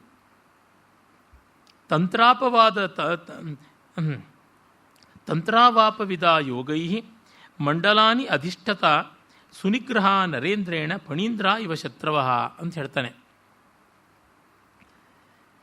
ಅವನು ಮುಂದೆ ಹೇಳ್ತಾನೆ, ರಾಜ ಎಷ್ಟು ಸೂಕ್ಷ್ಮತೆಯನ್ನು ಪಡ್ಕೊಂಡಿರಬೇಕು, ಎಷ್ಟು ವಿವೇಕವನ್ನೆಲ್ಲ ಇಟ್ಕೊಂಡಿರಬೇಕು ಅಂತಂದರೆ, ಹಾವಿನ ಆಟಗಾರ ಅಂದರೆ ಯಾವನು ಅಹಿತುಂಡಿಕ ಅಂತ ಕರೀತಾರೆ, ಅವನು ಅಹಿತುಂಡಿಕ ಹಾವಾಡಿಗ, ಅವನು ತನ್ನ ಬುಟ್ಟಿಯೊಳಗೆ ಹಾವನ್ನು ಹಾಕಿಕೊಳ್ಳೋದಕ್ಕೆ ಏನು ಸಾಮಗ್ರಿ ಬೇಕೋ ಅದನ್ನೆಲ್ಲವನ್ನೂ ಕೂಡ ಅಚ್ಚುಕಟ್ಟಾಗಿ ಇಟ್ಕೊಂಡಿರ್ತಾನೆ. ಆಮೇಲೆ ಆ ಹಾವನ್ನು ಹಿಡಿದು ಅದನ್ನು ಯಾವ ರೀತಿ ಬೇಕೋ ಆ ರೀತಿಯಲ್ಲಿ ಅವನು ಪಳಗಿಸ್ಕೋತಾನೆ. ಮತ್ತು ಅದು ಕಚ್ಚಿದರೆ ಪ್ರತಿಕ್ರಿಯೆಯಾಗಿ ಯಾವ ಔಷಧ ಎಲ್ಲ ಮಾಡಬೇಕು, ಯಾವ ಮಂತ್ರ ಎಲ್ಲ ಹೇಳಬೇಕು, ಹೀಗೆಲ್ಲ ಮಾಡಿಕೊಂಡಿರ್ತಾನೆ. ಈ ರೀತಿಯಲ್ಲಿ ಅವರುಗಳು ಮಾಡಿಕೊಳ್ಬೇಕಾಗುತ್ತೆ ರಾಜರು. ತಂತ್ರಾಪವಾದವಿದ ಯೋಗೈ ಮಂಡಲಾನಿ ಅಧಿಷ್ಠತ ಸುನಿಗ್ರಹ ನರೇಂದ್ರೇಣ ಫಣೀಂದ್ರ ಇವ ಶತ್ರವ. ಆಗ ಶತ್ರುಗಳನ್ನು, ಹಾವುಗಳನ್ನು ಹಿಡಿದು ಹಲ್ಲು ಕಿತ್ತು ಬುಟ್ಟಿಲಿ ಹಾಕುವಂಗೆ ಹಾಕ್ಕೋಬೋದು. ಈ ಟೆಕ್ನಿಕ್ ಬಹಳ ಮುಖ್ಯ. ಅದನ್ನು ಮಲ್ಲಿನಾಥ ಹೇಳ್ತಾನೆ. ಯೋಗೈಹಿ ಅಂದರೆ ಸಾಮಾದ್ಯುಪಾಯೈಹಿ. ಈ ಹಾವಾಡಿಗನ ಪಕ್ಷದಲ್ಲಿ ಹೇಳೋದಿದ್ರೆ ಧ್ಯಾನ, ಮಂತ್ರಜಪ ಇತ್ಯಾದಿಗಳಿಂದ. ಮಂಡಲ ಅಂತಂದರೆ ರಾಜ್ಯ, ರಾಷ್ಟ್ರಕ್ಕೆ ಮಂಡಲ ಅಂತ ಕರೀತಾರೆ, ಮಂಡಲಾಧೀಶ್ವರ ಅಂತೆಲ್ಲ ಹೇಳ್ತಾರೆ. ಅದೇ ರೀತಿ ದೇವತೆಗಳನ್ನು ಆರಾಧನೆ ಮಾಡ್ತಕ್ಕಂಥ ಮಂಡಲ. ಹೀಗೆ ಒಂದು ಕಡೆ ಹಾವಾಡಿಗನಿಗೆ, ಇನ್ನೊಂದು ಕಡೆಗೆ ರಾಜನೀತಿಜ್ಞನಿಗೆ ಅನ್ವಯವಾಗುವಂಥ ಒಂದು ಒಳ್ಳೆಯ ಶ್ಲೇಷವನ್ನು ಬಳಸಿಕೊಂಡು ಮಾಡ್ತಾನೆ. ಆಮೇಲೆ ಮುಂದೆ ಹೇಳ್ತಾನೆ ಉದ್ಧವ, ಅನಲ್ಪತ್ವಾತ್ ಪ್ರಧಾನತ್ವಾತ್ ಅಂಶಸ್ಯ ಇತರೇ ಸ್ವರಾಹ ಅಂಶಸ್ಯೇವ ಇತರೇ ಸ್ವರಾಹ ವಿಜಿಗೀಶೋರ್ ನೃಪತಯ ಪ್ರಯಾಂತಿ ಪರಿವಾರತಾಂ ಅಂತ. ಇಲ್ಲಿ ಸಂಗೀತಶಾಸ್ತ್ರದ ಸೂಕ್ಷ್ಮವನ್ನು ಕವಿ ತುಂಬ ಚೆನ್ನಾಗಿ ಗಮನಿಸ್ಕೊಂಡಿದ್ದಾನೆ. ಅದು ಅವನ ಒಂದು ಪ್ರಜ್ಞಾ ಕೌಶಲವನ್ನು ತುಂಬ ಚೆನ್ನಾಗಿ ತೋರಿಸ್ತಾ ಇದೆ. ಅದು ಹೇಗೆ ಅಂತನ್ನೋದನ್ನು ನಾವು ನೋಡಬಹುದು. ಅನಲ್ಪತ್ವಾತ್ ಅಪ್ರಧಾನತ್ವಾತ್ ಅಂಶಸ್ಯ ಇವ ಇತರೇ ಸ್ವರಾ ಅಲ್ಪತ್ವ ಬಹುತ್ವ ಇತ್ಯಾದಿಗಳನ್ನು ಸಂಗೀತದಲ್ಲಿ ಸ್ವರ ವಿಶೇಷಗಳಾಗಿ ಸ್ವರ ಗುಣಗಳಾಗಿ ಎಲ್ಲ ಹೇಳ್ತಾರೆ. ಒಂದು ರಾಗದಲ್ಲಿ ಅಲ್ಪತ್ವದಲ್ಲಿ ಹೇಗೆ ಸ್ವರಗಳನ್ನು ಬಳಸಬೇಕು, ಬಹುತ್ವದಲ್ಲಿ ಹೇಗೆ ಬಳಸಬೇಕು. ಉದಾಹರಣೆಗೆ ಹಿಂದೋಳ ರಾಗದಲ್ಲಿ ದೈವತ ತುಂಬ ಮುಖ್ಯವಾದಂಥ ಸ್ವರ, ಅದನ್ನು ಮತ್ತೆ ಮತ್ತೆ ಹಾಗೆ ಬಳಸ್ತಾ ಇರಬೇಕಾಗುತ್ತೆ. ಆ ರೀತಿಯಲ್ಲೇ ಕೆಲವೊಂದು ರಾಗದಲ್ಲಿ ಕೆಲವು ಸ್ವರಗಳು ಅಲ್ಪತ್ವದಿಂದ ಬಳಸಬೇಕಾಗಿರ್ತವೆ, ಯಾವಾಗಲೂ ಒಮ್ಮೆ ಕ್ವಾಚಿತ್ಕವಾಗಿ ಬಳಸ್ತಕ್ಕಂಥದ್ದಾಗಿರುತ್ತೆ. ಅವನ್ನ ಮತ್ತೆ ಮತ್ತೆ ಎದ್ದು ತೋರುವಂತೆ ಬಳಸಿದಾಗ ಚೆನ್ನಾಗಿ ತೋರುವಂಥದ್ದಲ್ಲ. ಮೋಹನದಲ್ಲಿ ಋಷಭವನ್ನು ಅಲ್ಪತ್ವವಾಗಿ ಬಳಸಿದ್ರೆ ಚೆನ್ನ. ಹೀಗೆ ಈ ರೀತಿಯಲ್ಲಿ ಯಾರಿಗೆ ಎಷ್ಟು ಯೋಗ್ಯತೆ, ಯಾವ ನೀತಿಗೆ ಎಷ್ಟು ಅವಕಾಶ ಅನ್ನುವುದನ್ನು ಗಮನಿಸಿಕೊಂಡು ಮಾಡಬೇಕು. ಹಾಗೆ ಮಾಡಿದಾಗ ಸರಿಯಾಗಿರುತ್ತದೆ. ಇಲ್ಲದೇ ಇದ್ದರೆ ಅವನಿಗೆ ಸೋಲು ಕಟ್ಟಿಟ್ಟ ಬುತ್ತಿ. ಅಪ್ಯನಾರಭ ಮಾಣಸ್ಯ ವಿಭೋರುತ್ಪಾದಿತಾ ಪರೈ ವ್ರಜಂತಿ ಗುಣತಾಮರ್ಥಾ ಶಬ್ದ ಇವ ವಿಹಾಯಸ. ಇಲ್ಲಿ ಕವಿ ತನ್ನ ವೈಶೇಷಿಕ ದರ್ಶನದ ಕೌಶಲವನ್ನು ತೋರ್ಪಡಿಸಿದ್ದಾನೆ. ತುಂಬ ಯುಕ್ತವಾದ ಉದಾಹರಣೆಯನ್ನು ಅಲ್ಲಿ ಕೊಡ್ತಾ ಇದ್ದಾನೆ, ಅಂದರೆ ದೃಷ್ಟಾಂತ ರೂಪವಾಗಿ ಕೊಡ್ತಾ ಇದ್ದಾನೆ. ಅಪ್ಯನಾರಭ ಮಾಣಸ್ಯ, ಯಾವುದೇ ಒಂದು ಚಟುವಟಿಕೆಯನ್ನು ಇಟ್ಟುಕೊಳ್ಳದೆ ಅವನು ಮೊದಲಿಗೆ ತಾನು ಮುಂದುವರಿಯದೇ ಇದ್ದರೆ ಅದು ತಪ್ಪಾಗುತ್ತದೆ. ವಿಭೋರುತ್ಪತ್ತಿತಾ ಪರೈ ಉತ್ಪಾದಿತಾ ಪರೈ ವ್ರಜಂತಿ ಗುಣತಾಮರ್ಥಾ ಶಬ್ದ ಇವ ವಿಹಾಯಸ. ಕೆಲವೊಮ್ಮೆ ಹೆಚ್ಚು ತೊಡಗಿಕೊಳ್ಳದೇ ಇರತಕ್ಕಂಥದ್ದು ಕೂಡ ತುಂಬ ಒಳ್ಳೆಯದಾಗುತ್ತೆ. ಅಲ್ಪಾರಂಭ ಕ್ಷೇಮಕರ ಅಂತ ಒಂದು ಗಾದೆ ಉಂಟು. ಕೆಲವರೊಮ್ಮೆ ಅನಾರಂಭ ಕ್ಷೇಮಕರ, ಏನು ರಿಯಾಕ್ಷನ್ಸ್ ಕೊಡದೇ ಇರಬೇಕು. ಎಲ್ಲಕ್ಕೂ ರಿಯಾಕ್ಟ್ ಮಾಡೋದು ಒಂದು ರೀತಿಯಲ್ಲಿ ಶಕ್ತಿ ಹ್ರಾಸ ಹೇಗಾಗುತ್ತೋ ಹಾಗೆ ಯಾವುದಕ್ಕೂ ರಿಯಾಕ್ಟ್ ಮಾಡದೇ ಇರೋದು ಒಂದು ರೀತಿಯ ವಿವೇಕ. ಕೆಲವು ಸಂದರ್ಭ ನೋಡಿಕೊಂಡು ಸುಮ್ಮನೆ ಇರಬೇಕು. ಅವನು ಗಲಾಟೆ ಮಾಡಿಕೊಳ್ಳಲಿ ಬಿಡಿ ಪರವಾಗಿಲ್ಲ ಅಂತ ಮತ್ತೆ ಉತ್ತರ ಕೊಡಬೇಕು. ಹಾಗೆ ಅನಾರ್ಭ ಮಾನಸ್ಯ, ಏನೂ ಕೆಲಸ ಮಾಡದೇ ಇದ್ದರೂ ಚೆನ್ನಾಗುತ್ತದೆ. ಈಗ ವೈಶೇಷಿಕ ಶಾಸ್ತ್ರದಲ್ಲಿ ಶಬ್ದಗುಣಕಂ ಆಕಾಶಂ ಅಂತ ಹೇಳ್ತಾರೆ. ಆಕಾಶದಲ್ಲಿ ಶಬ್ದ ಅದು ಪ್ರವರ್ತಿಸುತ್ತದೆ ಅಂತ ಹೇಳ್ಬಿಟ್ಟು ಅಂತಾರೆ.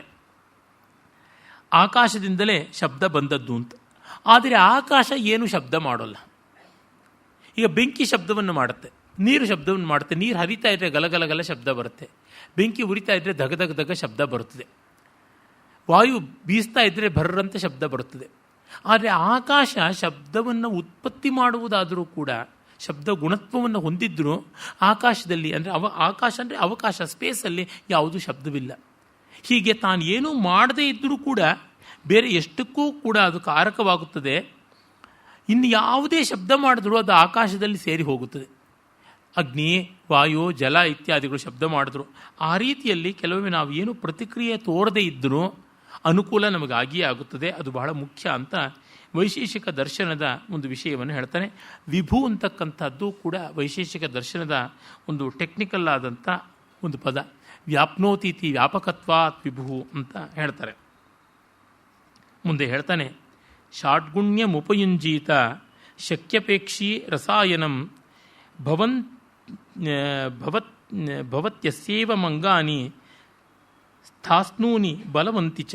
ಇಲ್ಲಿ ಆಯುರ್ವೇದದ ಒಂದು ಸೂಕ್ಷ್ಮವನ್ನು ತೆಗೆದುಕೊಂಡು ಬಂದಿದ್ದಾನೆ. ಷಾಡವ ಅಂತಕ್ಕಂಥದ್ದು, ಷಾಡ್ಗುಣ್ಯ ಅಂತಕ್ಕಂಥದ್ದನ್ನು ನಾವು ಇಲ್ಲಿ ಕಾಣ್ತೀವಿ. ಆ ಪ್ರಕಾರವಾಗಿ ಕವಿ ಹೇಳ್ತಾ ಇದ್ದಾನೆ, ಅಂದರೆ ಉದ್ಧವನ ಮೂಲಕವಾಗಿ ಹೇಳ್ತಾ ಇದ್ದಾನೆ, ರಸಾಯನವನ್ನು ಮಾಡಬೇಕಾದವನು ಷಾಡ್ಗುಣ್ಯ ಮುಪಯುಂಜೀತ, 6 ಬಗೆಯ ಸಾಮಗ್ರಿಗಳನ್ನು ಅವನು ಬಳಸಿಕೊಳ್ಳಬೇಕಾಗುತ್ತದೆ ಅಂತ. ಇದನ್ನು ರಸಾಯನ ಮಾಡುವಲ್ಲಿ 6 ಬಗೆಯ ದ್ರವ್ಯಗಳನ್ನು ಬಳಸಬೇಕು. ಅದಕ್ಕೆ ಷಾಡವ ಅಂತ ಕೂಡ ಹೇಳ್ತಾರೆ. ಅದನ್ನು ಪಾನಕ ಅನ್ನುವ ಅರ್ಥದಲ್ಲಿ ಭರತ ಬಳಸ್ತಾನೆ. ಒಂದು ಪಾನಕಕ್ಕೆ 6 ಪದಾರ್ಥ ಬೇಕು. ನೀರು 1, ಬೆಲ್ಲ ಅಥವಾ ಸಕ್ಕರೆ 1, ನಿಂಬೆ ಅದು 3ನೇದು, ಮತ್ತು ಕುಂಕುಮ ಕೇಸರಿ 4ನೇದು. ಅದಾದ ಮೇಲೆ ಒಂದು ಸ್ವಲ್ಪ ಮಟ್ಟಿಗೆ ರುಚಿಯ ವರ್ಧನಕ್ಕೋಸ್ಕರವಾಗಿ ಇದನ್ನು ಉಪ್ಪನ್ನು ಬಳಸ್ತಾರೆ. ಉಪ್ಪು ಅಥವಾ ಮೆಣಸನ್ನು ಹಾಕ್ತಾರೆ, ಅದು ಒಳ್ಳೆಯದು ಅಂತ. ಅದಾದ ಮೇಲೆ ಕುಂಕುಮ ಕೇಸರ ಅಂತ, ಹೀಗೆ ಷಾಡಬ ಅಂತ ಹೇಳ್ತಾರೆ. ಹಾಗೆಯೇ ವಾಜೀಕರಣಾದಿಗಳನ್ನು ಮಾಡೋದಕ್ಕೆ ರಸಾಯನಗಳನ್ನು ಬಳಸ್ತಾರೆ. ಟಾನಿಕ್ಸ್ ಅಂತ ಆಯುರ್ವೇದದಲ್ಲಿ ಹೇಳ್ತಾರೆ. ಅದಕ್ಕೆ ಬೇರೆ ಬೇರೆ ದ್ರವ್ಯಗಳನ್ನು ಹಾಕ್ತಾರೆ. ಮುಖ್ಯವಾಗಿ 6 ಅಂತ ಹೇಳ್ತಾರೆ. ಇಲ್ಲಿ ರಾಜನೀತಿಗೆ ಸಂಬಂಧಪಟ್ಟಂತೆ 6 ಗುಣಗಳು ಉಂಟು, ಷಾಡ್ಗುಣ್ಯ ಅಂತ ಹೇಳ್ತಾರೆ. ಎಷ್ಟೋ ಬಾರಿ ಅದನ್ನು ಹೇಳಿದ್ದಾಗಿದೆ. ಸಂಧಿ, ವಿಗ್ರಹ, ಯಾನ, ಸಂಶ್ರಯ, ದ್ವೈದೀಭಾವ, ಆಸನ ಅಂತೆಲ್ಲ ಕರೀತಕ್ಕಂಥದ್ದು ಷಾಡ್ಗುಣ್ಯ. ಮತ್ತು ರಾಜ್ಯದಲ್ಲಿ 6+1 7 ಅಂಗಗಳು ಉಂಟು, ಸಪ್ತಾಂಗ ಅಂತ. ವಿಜಿಗೀಷು ಅಂದರೆ ಸ್ವಾಮಿ ರಾಜ್ಯ ಆಳವನ್ನು ಬಿಟ್ಟರೆ ಇನ್ನು 6 ಸ್ವಾಮಿ, ಅವನು ಬಿಟ್ಟ ಮೇಲೆ ಅಮಾತ್ಯ, ಸುಹೃತ್ತು, ಕೋಶ, ದುರ್ಗ, ಜನಪದ, ಬಲ ಅಂತ 6 ಹೇಳ್ತಾರೆ. ಇವನ್ನ ಹೊಂದಿಸಿಕೊಳ್ಳಬೇಕು. ಹಾಗೆ ಮಾಡಿಕೊಂಡರೆ ತುಂಬ ಬಲ ಉಂಟು. ಹೇಗೆ ರಸಾಯನಾದಿಗಳನ್ನು ಸ್ವೀಕಾರ ಮಾಡಿದರೆ ದೇಹಕ್ಕೆ ಬಲ ಉಂಟು. ಉದಾಹರಣೆಗೆ ಚವನಪ್ರಾಶ ಒಂದು ರಸಾಯನ. ತೀರಾ ಆರೋಗ್ಯ ಕುಗ್ಗಿದ್ದರೆ, ದೇಹ ಸೊರಗಿದ್ದರೆ, ದುರ್ಬಲವಾಗಿದ್ದರೆ ಆ ಸಂದರ್ಭದಲ್ಲಿ ಅವನಿಗೆ ಜ್ವರ ರೋಗ ಏನೂ ಇರೋಲ್ಲ. ಆದರೆ ದೇಹಕ್ಕೆ ಪುಷ್ಟಿಯಾಗಲಿ ಅಂತ ಮಾಡ್ತಾರೆ. ಆ ಬಗೆಯಲ್ಲಿ ವಿಟಮಿನ್ ಮಾತ್ರೆಗಳಿದ್ದಂತೆ. ಹಾಗೆ ಈ ಷಾಡ್ಗುಣ್ಯಂ ಉಪಯುಂಜೀತ ಶಕ್ತ್ಯಪೇಕ್ಷಿ, ಶಕ್ತಿ ಬೇಕು ಅಂದವನು ಹೀಗೆ ಮಾಡಿಕೊಳ್ಬೇಕು ಅಂತ. ಶಕ್ತಿ ಅಂದರೆ ನಾನು ಅದೇ ಹೇಳಿದ್ನಲ್ಲ, ದೇಹಕ್ಕೆ ಪುಷ್ಟಿ ಬರುವುದು ಅಂತ ಒಂದರ್ಥ. ಮತ್ತೊಂದು ಪ್ರಭುಶಕ್ತಿ, ಮಂತ್ರಶಕ್ತಿ, ಉತ್ಸಾಹ ಶಕ್ತಿ ಅಂತ ಈ ರಾಜನೀತಿಯಲ್ಲಿ ಹೇಳುವ 3 ಶಕ್ತಿಗಳು ವರ್ಧಿಸಬೇಕು ಅಂತ. ಮತ್ತೆ ಹೇಳ್ತಾನೆ, ಸ್ಥಾನೇ ಶಮವತಾಂ ಶಕ್ತ್ಯ ವ್ಯಾಯಾಮೇ ವೃದ್ಧಿರಂಗಿನಾಂ ಅಯಥಾಬಲಂ ಆರಂಭೋ ನಿಧಾನಂ ಕ್ಷಯ ಸಂಪದ. ಮತ್ತವನು ಹೇಳ್ತಾನೆ, ಇನ್ನೂ ಮುಂದುವರೆದು ತಿಳಿಸ್ತಾನೆ, ಸ್ಥಾನೇ ಶಮವತಾಂ ಶಕ್ತಿಯ, ಸಮಾಧಾನ ಗುಣ ಹೊಂದಿದ್ದವರಿಗೆ, ನೆಮ್ಮದಿಯಾಗಿದ್ದವರಿಗೆ ಎಲ್ಲ ಕಾಲಕ್ಕೆ ಸರಿಯಾಗಿ ಆಗುತ್ತವೆ. ವ್ಯಾಯಾಮೇ ಬುದ್ಧಿರಂಗಿನಾಂ, ಆ ಸಪ್ತಾಂಗಗಳು ರಾಜ್ಯಕ್ಕೆ ನೀವೇ, ಅವು ಒದಗಿ ಬರುತ್ತವೆ. ಅಯಥಾಬಲಂ ಆರಂಭೋ ನಿಧಾನಂ ಕ್ಷಯ ಸಂಪದ. ಇವು ತಿಳ್ಕೊಳ್ಳದೆ ಮಾಡಿದರೆ ನಿಜವಾಗಿ ಹಾಳಾಗೋದಕ್ಕೆ ಅದೊಂದು ಹೆದ್ದಾರಿ ಆಗುತ್ತದೆ. ಆ ಕಾರಣದಿಂದ ಮಾಡಬಾರದು ಅಂತ. ಮತ್ತು ಶಿಕ್ಷಾಶಾಸ್ತ್ರ ಅಂದರೆ ಯಾವುದನ್ನು ಫೋನೆಟಿಕ್ಸ್ ಅಂತ ಹೇಳ್ತಾರಲ್ಲ, ಫೈಲಾಲಜಿ ಅಂತ ಕರೀತಾರಲ್ಲ, ಉಚ್ಚಾರಣ ಶಾಸ್ತ್ರ, ಅದಕ್ಕೆ ಸಂಬಂಧಪಟ್ಟ ಒಂದು ಉದಾಹರಣೆ ಇಟ್ಟುಕೊಂಡು ಒಂದು ಪದ್ಯವನ್ನು ಕವಿ ರಚನೆ ಮಾಡ್ತಾನೆ. ತದೀಶಿತಾರಂ ಚೇದೀನಾಂ ಭವಾನ್ ಸ್ತಮವಮಸ್ತಮ ನಿಹಂತ್ಯರೀನೇಕಪದೇ ಯೌದಾತ್ತ ಸ್ವರಾನಿವ. ನೀನು ಈಗ ಚೇದಿ ದೇಶದ ಒಡೆಯನಾದ ಶಿಶುಪಾಲನನ್ನು ದಂಡೆತ್ತಿ ಹೋಗಿ ಕೊಲ್ಲಬೇಕಾಗಿಲ್ಲ, ಅವನಿಗೆ ತೊಂದರೆನೂ ಮಾಡಬೇಕಾಗಿಲ್ಲ. ಮಾವ ಮನಸ್ತ, ನೀನು ಅವನನ್ನು ಎಣಿಕೆ ಮಾಡಬೇಡ. ಯಾಕೆ? ನಿಹಂತ್ಯರೀನ್ ಏಕಪದೇ ಯೌದಾತ್ತ ಸ್ವರಾನಿವ. ನೀನು ಉದಾತ್ತನಾಗಿ ನಡ್ಕೋ, ವೈರಿಯನ್ನು ಒಂದು ಉದಾತ್ತ ಸ್ವರ ಧ್ವಂಸ ಮಾಡಿಬಿಡುತ್ತೆ ಅಂತ. ಶಿಕ್ಷಾಶಾಸ್ತ್ರದಲ್ಲಿ ಉದಾತ್ತ, ಅನುದಾತ್ತ, ಸ್ವರಿತ ಅಂತ, ಪ್ರಚಯ ಅಂತ ಹೇಳಿ 4 ಸ್ವರಗಳು ಹೇಳ್ತಾರೆ. ಅದನ್ನು ದ್ವಿಸ್ವರಿತ ಅಂತಲೂ ಕರೀತಾರೆ. ಉದಾತ್ತ ಸ್ವರ ಬಹಳ ಮುಖ್ಯವಾದದ್ದು. ಮಂತ್ರಗಳಲ್ಲಿ ನೋಡಿದ್ರೆ ಅತಿ ಹೆಚ್ಚು ಸ್ವರಗಳಿರುವುದು ಉದಾತ್ತವೇ. ಹಾಗಾಗಿ ನೀನು ಉದಾತ್ತ ರೀತಿಯಲ್ಲಿ ನಡ್ಕೋ, ಎಲ್ಲ ನಿನಗೆ ಅನುಕೂಲವಾಗಿ ಬರುತ್ತದೆ ಅಂತ ಕೃಷ್ಣನಿಗೆ ಉದ್ಧವ ಹೇಳ್ತಾನೆ. ಮಾವೇದಿ ಯದಸಾವೇಕೋ ಜೇತವ್ಯಶ್ಚೇದಿರಾಡಿತಿ ರಾಜಯಕ್ಷ್ಮೇವ ರೋಗಾಣಾಂ ಸಮೂಹ ಸಮಹೀಭೃತಾಂ. ಆಮೇಲೆ ನೀನು ಅಂದ್ಕೋಬೇಡ ಇವನು ಏನು ಅಂತ. ಇವನು ಏಕಾಕಿ ಅಲ್ವಾ. ಮಾವೇದಿ ಯದಸಾವೇಕೋ ಜೇತವ್ಯಶ್ಚೇದಿರಾಡ್ ಇತಿ ಚೇದಿರಾಡ್. ಶಿಶುಪಾಲ ಒಬ್ಬ ಅಲ್ವಾ, ಅವನೊಬ್ಬ ಗೆಲ್ಲೋದೇನು ಅಂತ ಅಂದ್ಕೋಬೇಡ. ಅವನು ರಾಜಯಕ್ಷ್ಮೇವ ರೋಗಾಣಂ, ರೋಗಗಳ ಮಧ್ಯೆ ಕ್ಷಯರೋಗ ಇದ್ದಂತೆ. ಆ ಕಾಲದಲ್ಲಿ ತುಂಬ ಭಯಾನಕವಾದ ರೋಗವಾಗಿತ್ತು ರಾಜಯಕ್ಷ್ಮ ಅಂತ ಹೆಸರಾದ ಕ್ಷಯರೋಗ. ಅವನು ಎಲ್ಲ ರಾಜರುಗಳ ಮಧ್ಯದಲ್ಲಿ, ರೋಗಗಳ ಮಧ್ಯದಲ್ಲಿ ಕ್ಷಯರೋಗ ಇದ್ದಂತೆ ರೋಗ ರಾಜನಾಗಿದ್ದಾನೆ. ಅವನನ್ನು ಉಪೇಕ್ಷೆನೂ ಮಾಡುವಂತೆ ಇಲ್ಲ ಅಂತ ಹೇಳ್ತಾನೆ. ಒಂದು ಮಟ್ಟಿಗೆ ಬಲರಾಮನ ಮಾತನ್ನು ಪುಷ್ಟಿ ಕೊಡುವಂಥ ರೀತಿಯಲ್ಲಿ ಹೇಳ್ತಾನೆ. ಸಂಪಾದಿತ ಫಲಸ್ತೇನ ಸಪಕ್ಷ ಪರಭೇದನ ಕಾರ್ಮುಕೇಣೇವ ಗುಣಿನ ಬಾಣ ಸಂಧಾನ ಮೆಷ್ಯತಿ. ಒಳ್ಳೆಯ ಬಾಣ ಹರಿತವಾಗಿರ್ತಕ್ಕಂಥದ್ದು, ಹಿಂದೆ ಹಾರುವುದಕ್ಕೆ ಅನುಕೂಲವಾದ ಗರಿಗಳನ್ನು ಸಿಕ್ಕಿಸಿದಂಥದ್ದು, ಮತ್ತು ವೈರಿಯನ್ನು ಭೇದಿಸುವುದಕ್ಕೆ ಬಲಿಷ್ಠವಾಗಿರ್ತಕ್ಕಂಥದ್ದು, ಮತ್ತು ಒಳ್ಳೆಯ ಹುರಿಯನ್ನು ಕಟ್ಟಿದ ಬಿಲ್ಲಿನಿಂದ ಚಿಮ್ಮಲ್ಪಟ್ಟದ್ದು ಬಾಣ ಹೇಗೋ ಆ ರೀತಿಯಲ್ಲಿ ಇವನ ಜೊತೆ ನಡ್ಕೊಳ್ಬೇಕು. ಅದೇನು? ಸಂಪಾದಿತ ಫಲವನ್ನೇ ಕೊಡುವಂಥದ್ದಾಗಬೇಕು. ಬಾಣದ ತುದಿಗೆ ಫಲ ಅಂತ ಕರೀತಾರೆ. ರಾಜನೀತಿಯಲ್ಲಿ ಸತ್ಫಲವನ್ನು ಕೊಡಬೇಕು ಅಂತ ಒಂದರ್ಥ. ಸಪಕ್ಷ ಅಂದರೆ ಒಳ್ಳೆಯ ಪಕ್ಷ ನಮ್ಮ ಪಾಲಿಗಿರಬೇಕು. ನಮ್ಮ ಅಲೀಸ್ ಅಂತ ನಾವೇನು ಹೇಳ್ತೀವಿ ಅವ್ರು ಚೆನ್ನಾಗಿರಬೇಕು. ಪರಭೇದನ, ವೈರಿಯನ್ನು ಭೇದಿಸಬಲ್ಲಂತಹ ಒಂದು ಪಕ್ಷ ನಮ್ಮದಾಗಿರಬೇಕು, ನಮ್ಮ ತಂತ್ರಗಳಿರಬೇಕು. ಮತ್ತು ನಾವು ಷಾಡ್ಗುಣ್ಯ, ರಾಜನೀತಿ 6 ಗುಣಗಳನ್ನು ಬಲ್ಲವರಾಗಿರಬೇಕು. ಹಾಗೆ ನಾವು ನಯಮಾರ್ಗವನ್ನು ಅನುಸರಿಸಿದರೆ ಬಾಣ ಹೇಗೆ ಲಕ್ಷ್ಯವನ್ನು ಭೇದಿಸುತ್ತದೋ ಹಾಗೆ ಇದು ಭೇದಿಸುತ್ತದೆ. ಯೇ ಚಾನ್ಯೇ ಕಾಲಯವನ ಶಾಲ್ವ ರುಕ್ಮಿ ದ್ರುಮಾದಯ ತಮಸ್ವಭಾವಾ ತೇಪ್ಯೇನಂ ಪ್ರದೋಷಂ ಅನುಯಾಯಿನಃ. ಅದು ಮಾತ್ರವಲ್ಲ, ಬೇಕಾದಂಥ ಶತ್ರುಗಳು ನಮಗಿದ್ದಾರೆ. ಕಾಲಯವನ, ಶಾಲ್ವ, ರುಕ್ಮಿ, ದ್ರುಮ ಈ ಥರದವರೆಲ್ಲ, ಅವರೆಲ್ಲ ಪ್ರದೋಷವನ್ನು ಕತ್ತಲೆ ಹಿಂಬಾಲಿಸುವಂತೆ ಇವನನ್ನು ಹಿಂಬಾಲಿಸಿಕೊಂಡು ಬಂದಿದ್ದಾರೆ. ಅಂದರೆ ಪ್ರದೋಷ ಅಂದರೆ ಸಾಯಂಕಾಲ. ಪ್ರದೋಷೋ ರಜನಿ ಮುಖಂ ಅಂತ ಅಮರಕೋಶ ಹೇಳುತ್ತದೆ. ಆ ಸಾಯಂಕಾಲ ಆದ ತಕ್ಷಣ ಕತ್ತಲೆ ಬರುವಂತೆ ಇವನ ಬೆಂಬಲಿಗರಾಗಿ ಅವರಿದ್ದಾರೆ. ಅದರ ಬಗ್ಗೆ ಕೂಡ ನಾವು ಗಮನ ಇಟ್ಕೊಳ್ಬೇಕು ಅಂತ. ಈ ಪ್ರದೋಷ ಅನ್ನೋದಕ್ಕೆ ಹೆಚ್ಚು ದೋಷವುಳ್ಳದ್ದು ಅಂತಲೂ ಒಂದು ಅರ್ಥ ಇದೆ. ಇವನು ಶಿಶುಪಾಲ ತುಂಬ ದೋಷವುಳ್ಳವನು ಅಂತಲೂ ಕೂಡ ಅಲ್ಲಿ ಸ್ವಾರಸ್ಯ ಉಂಟು.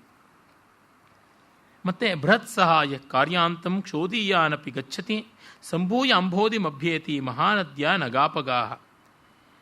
ತುಂಬ ಎಷ್ಟೇ ಅನುಕೂಲಶಾಲಿಗಳಾಗಿದ್ದರೂ ಎಲ್ಲರನ್ನೂ ಒಟ್ಟುಗೂಡಿಸಿಕೊಂಡು ಹೋಗಬೇಕಾಗುತ್ತದೆ.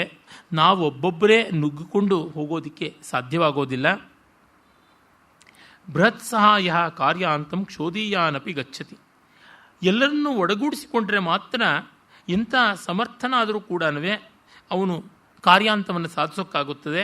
ಹೇಗೆ ಅಂದರೆ ಬೆಟ್ಟದ ತೊರೆಗಳು ಒಂಟೊಂಟಿಯಾಗಿ ಸಮುದ್ರವನ್ನು ಸೇರೋಲ್ಲ. ಅಷ್ಟು ದೂರದ ಸಮುದ್ರ ಸೇರಬೇಕು ಅಂದರೆ ಮಹಾನದ್ಯ ನಗಾಪಗ, ಮಹಾನದಿಯಂತ ಅದರ ಜೊತೆಗೆ ಸೇರಿಕೊಂಡು ಉಪನದಿಗಳಾಗಿ ಎಲ್ಲ ಒಂದು ಮಹಾನದಿಯೊಳಗೆ ಬಿದ್ದು ತನ್ಮೂಲಕ ತಮ್ಮ ಗಮ್ಯವನ್ನು ಸಂಭೂಯ ಒಟ್ಟಿಗೆ ಸೇರಿಕೊಂಡು ಅಂಬೋಧಿ ಮಭ್ಯೇತಿ, ಅಂಬೋಧಿಯನ್ನು ಸೇರುತ್ತೆ. ನಗಾಪಗ ಬೆಟ್ಟದ ಒಂದು ಸಣ್ಣ ತೊರೆ ಮಹಾನದ್ಯ ಸಂಭೂಯ ದೊಡ್ಡ ನದಿಗೆ ಉಪನದಿಯಾಗಿ ಅಂಬೋಧಿ ಮಭ್ಯೇತಿ ಸಮುದ್ರವನ್ನು ಹೇಗೆ ಸೇರುತ್ತದೆಯೋ ಹಾಗೆ ನೀನು ದೊಡ್ಡ ಸಹಾಯವನ್ನು ಇಟ್ಟುಕೊಂಡು ಬೆಂಬಲವನ್ನು ಗಳಿಸಿಕೊಂಡು ಮಾಡಬೇಕಾದದ್ದು.